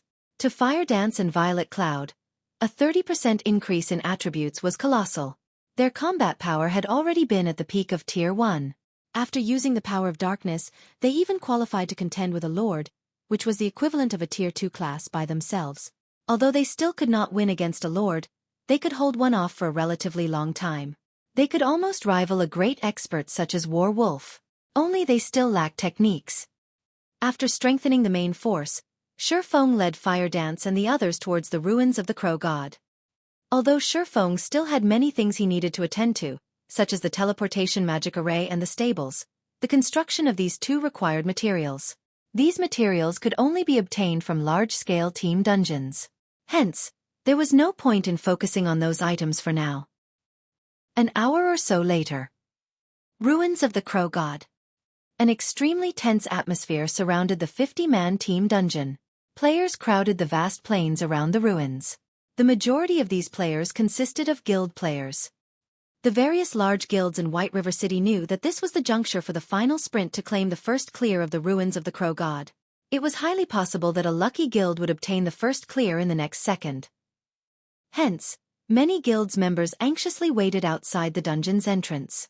If their guild's team required any tasks or additional supplies, these idle members would rush to get it done or delivered. It's Zero Wing. Ha! Why are they here again? I thought they gave up? I don't think so. Look, even Black Flame has shown up. They must plan to go all out. This is going to be interesting. Just before this, Heaven's Burial also received backup from a group of experts. I heard that those experts were members of the Ghost Shadow Workshop. Every one of them is incredibly strong. As for Overwhelming Smile, they too dispatched a lot of experts. I wonder which of the three will emerge wearing the crown? I'm betting on Heaven's Burial. They have Ghost Shadow leading the team. Even super guilds are trying to annex the Ghost Shadow Workshop. Moreover, Heaven's Burial entered the dungeon a while ago. Zero Wing has only just arrived. Most likely, they are already too late. Upon noticing Zero Wing's arrival, everyone in front of the ruins of the Crow God began chatting among themselves. Guild leader, we have trouble. I've heard of Ghost Shadow before. He is definitely an expert among experts. Moreover, he has a group of reliable teammates with him.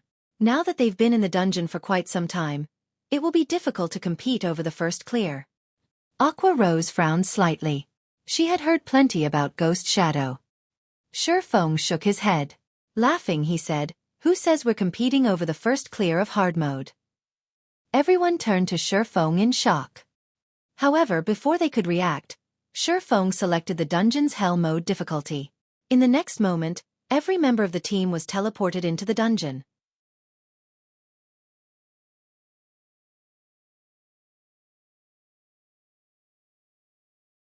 Chapter 622. Power that causes despair. That's the teleportation gate for hell mode. That's impossible, right? Is Zero Wing actually challenging the hell mode ruins of the Crow God? Have they lost their minds? I heard that the ruins' final boss is a great lord. It's many times stronger than a high lord-ranked boss. There's no way any of these guilds can beat something so strong. Could Zero Wing's team leader have chosen the wrong difficulty? When everyone outside the ruins of the Crow God saw the pair of pitch-black teleportation gates and the flickering skull behind it, their eyes nearly popped out of their sockets. The final boss of hard mode already made them feel powerless. None of them even humored the thought of raiding hell mode. Shortly after Xueqi and the others entered the dungeon, the news quickly spread throughout White River City. No one who heard it could bring themselves to believe that it was true. Meanwhile, if one had to point out who was most shocked by the news, then it would be White River City's various large guilds.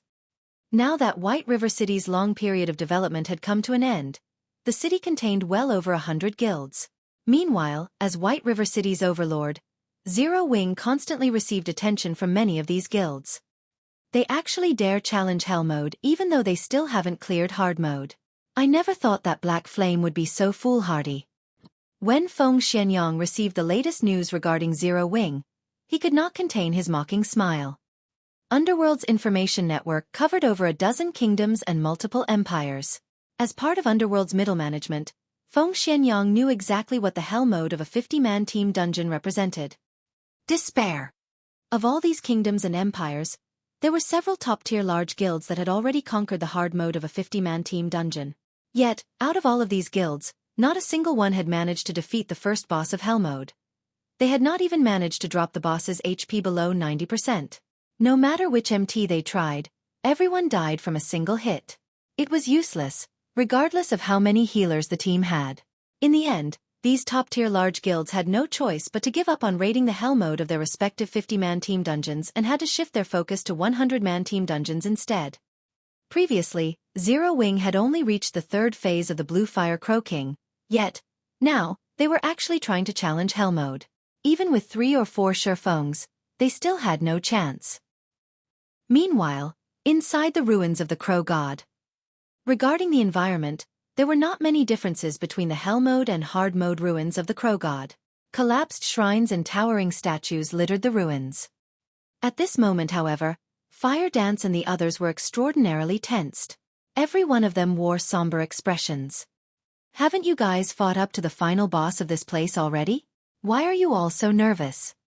Xueqi could not help but laugh as he looked at his teammates. He was the only one who had not drawn his weapons, ready to fight at a moment's notice. Team dungeons were different from six-man party dungeons. Team dungeons only refreshed once every 3 days. It did not make a difference if one cleared normal, hard, or hell mode. Moreover, in team dungeons, bosses and monsters would not respawn even if the team decided to change difficulties midway. Teams would not be able to kill bosses that they had already defeated. Depending on which boss a team fought up to, they would simply continue from the same boss after switching difficulties. Only, the strength of the remaining monsters and bosses would change according to the new difficulty. There was a difference between the team dungeons in God's Domain and those in other virtual reality games. Unlike other virtual reality games, the difficulty setting of team dungeons could only be increased, not decreased. In other words, if a team raided hard mode and defeated the first boss, but failed to defeat the second boss, they were not allowed to lower the difficulty to normal mode to continue raiding the dungeon from there. If they wished to change the difficulty of the dungeon, they could only raise it to hell mode. Previously, Fire Dance and the others had fought up to the final boss. Now that they had selected hell mode difficulty, the path to the final boss was quite safe. Everyone felt a little embarrassed when they heard Xueqi's questions. They had an instinctive fear of hell mode. Alright, let's take a look at the Blue Fire Crow King, Xueqi said, laughing. Fire Dance then led the way towards the final boss's nest. Meanwhile, as Xueqi followed, he called up the system interface. He was currently level 34 and was already far above the maximum level limit, level 30, to obtain the dungeon's first clear. He needed to reduce his level. Moreover, the Hell Mode Blue Fire Crow King was not a trivial opponent. Even if he had 4 additional levels of attributes, it would not make a huge difference. Converting those levels and attributes into combat power would be far more beneficial. Xueqi selected his skill window and clicked on Flame Burst. He leveled up the skill without hesitation. At level 9, Flame Burst was already an impressively domineering skill. After the Flame Burst icon flashed a few times, the skill upgraded to Tier 1, level 5. The skill stats increased significantly as well. Flame Burst. Tier 1, level 5, requires 480 million EXP to upgrade to Tier 1 level 6 skill. Channeling time. 1 second. Gathers the power of flames to a single point and causes 900% damage to the target. Attack count. 15 times. Cooldown. 3 minutes. Originally, the level 9 Flame Burst had an attack count of 12, and every attack dealt 750% of Xueqi's damage. Now, not only did the attack count increase by 3, but the damage each hit dealt also increased significantly. The Tier 1, Level 5 Flame Burst's damage far surpassed the Level 9 Flame Burst. At the same time, however, Xueqi's level fell rapidly. In the blink of an eye, he dropped to level 30, which was in line with the requirement of obtaining first clear of the dungeon. As expected of a super skill, if I want to upgrade Flame Burst further, I'll have to wait until I am level 40 at the very least. Xueqi inwardly calculated. Flame Burst required 480 million EXP just to reach the next level. With Xueqi's current level, if he upgraded Flame Burst to Tier 1, level 6, he would most likely drop to level 25. Any other player would most likely lose many more levels. Xueqi's saving grace was his class's high EXP requirement. However, upgrading Flame Burst to Tier 1, level 5 at the cost of 4 levels was still a worthwhile exchange. With this skill alone, Xueqi was confident of heavily injuring even a full HP Lord. In the future, he would have a much easier time killing Lord-ranked monsters. Half an hour later, Xueqi and the others arrived before the Crow God's shrine, the Blue Fire Crow King's nest. It's huge! Blackie gaped as he gazed at the Blue Fire Crow King in the distance. In hard mode, the Blue Fire Crow King was roughly 30 meters tall. That was already an intimidating size. Now, however, the Blue Fire Crow King before them stood over 50 meters high. The hard mode Blue Fire Crow King was a child compared to the hell mode Blue Fire Crow King. Blue Fire Crow King, Great Lord. Level 30. HP 27, 000, 000/27, 000, 000. How are we supposed to fight that? Its HP alone is already more than double that of the High Lord-ranked Blue Fire Crow King. Cola gulped, his prior enthusiasm dissipating. Although they were now capable of activating the power of darkness and increasing their basic attributes by 30% for 10 minutes, the Blue Fire Crow King's attributes had increased by more than 30%. The gap between them now was even wider than before. Fire Dance frowned. Even she was not confident of taking down such a powerful boss. Leader, are we still going to fight it? Aqua Rose asked as she turned to Shifeng. Initially, due to Shifeng's leadership, everyone had possessed a shred of confidence of conquering the Hell Mode ruins of the Crow God. However, they had terribly underestimated the horrors of Hell Mode. Even with Shifeng, it was impossible for them to defeat such a powerful boss. Fight! Why wouldn't we? What else do you think we came here to do? Shifeng rolled his eyes at his team. This was not the first time Shifeng had experienced the horrors of Hell Mode. Even if Shifeng went all out, he would require a long time to finish off the Crow King's 27 million HP. Not to mention, the Crow King would also recover 1% of its HP every 5 seconds. The Great Lord's battle recovery alone made for a frightening weapon. This was why an individual's power was extremely limited inside a team dungeon. Even though Shifeng was capable of withstanding the Crow King's attacks for a short period, he and his team could not deplete that much HP within such a short time. Of course, since he dared to come here, he naturally had a certain degree of confidence of emerging victorious. Otherwise, he would not have chosen to challenge Hell Mode. Time to put you to good use. Shifeng opened his bag and smiled at the Bible of Darkness. You're tuning in to the Xueqi's Martial Arts Saga YouTube channel. Don't forget to subscribe and join us on this journey to catch the most captivating stories.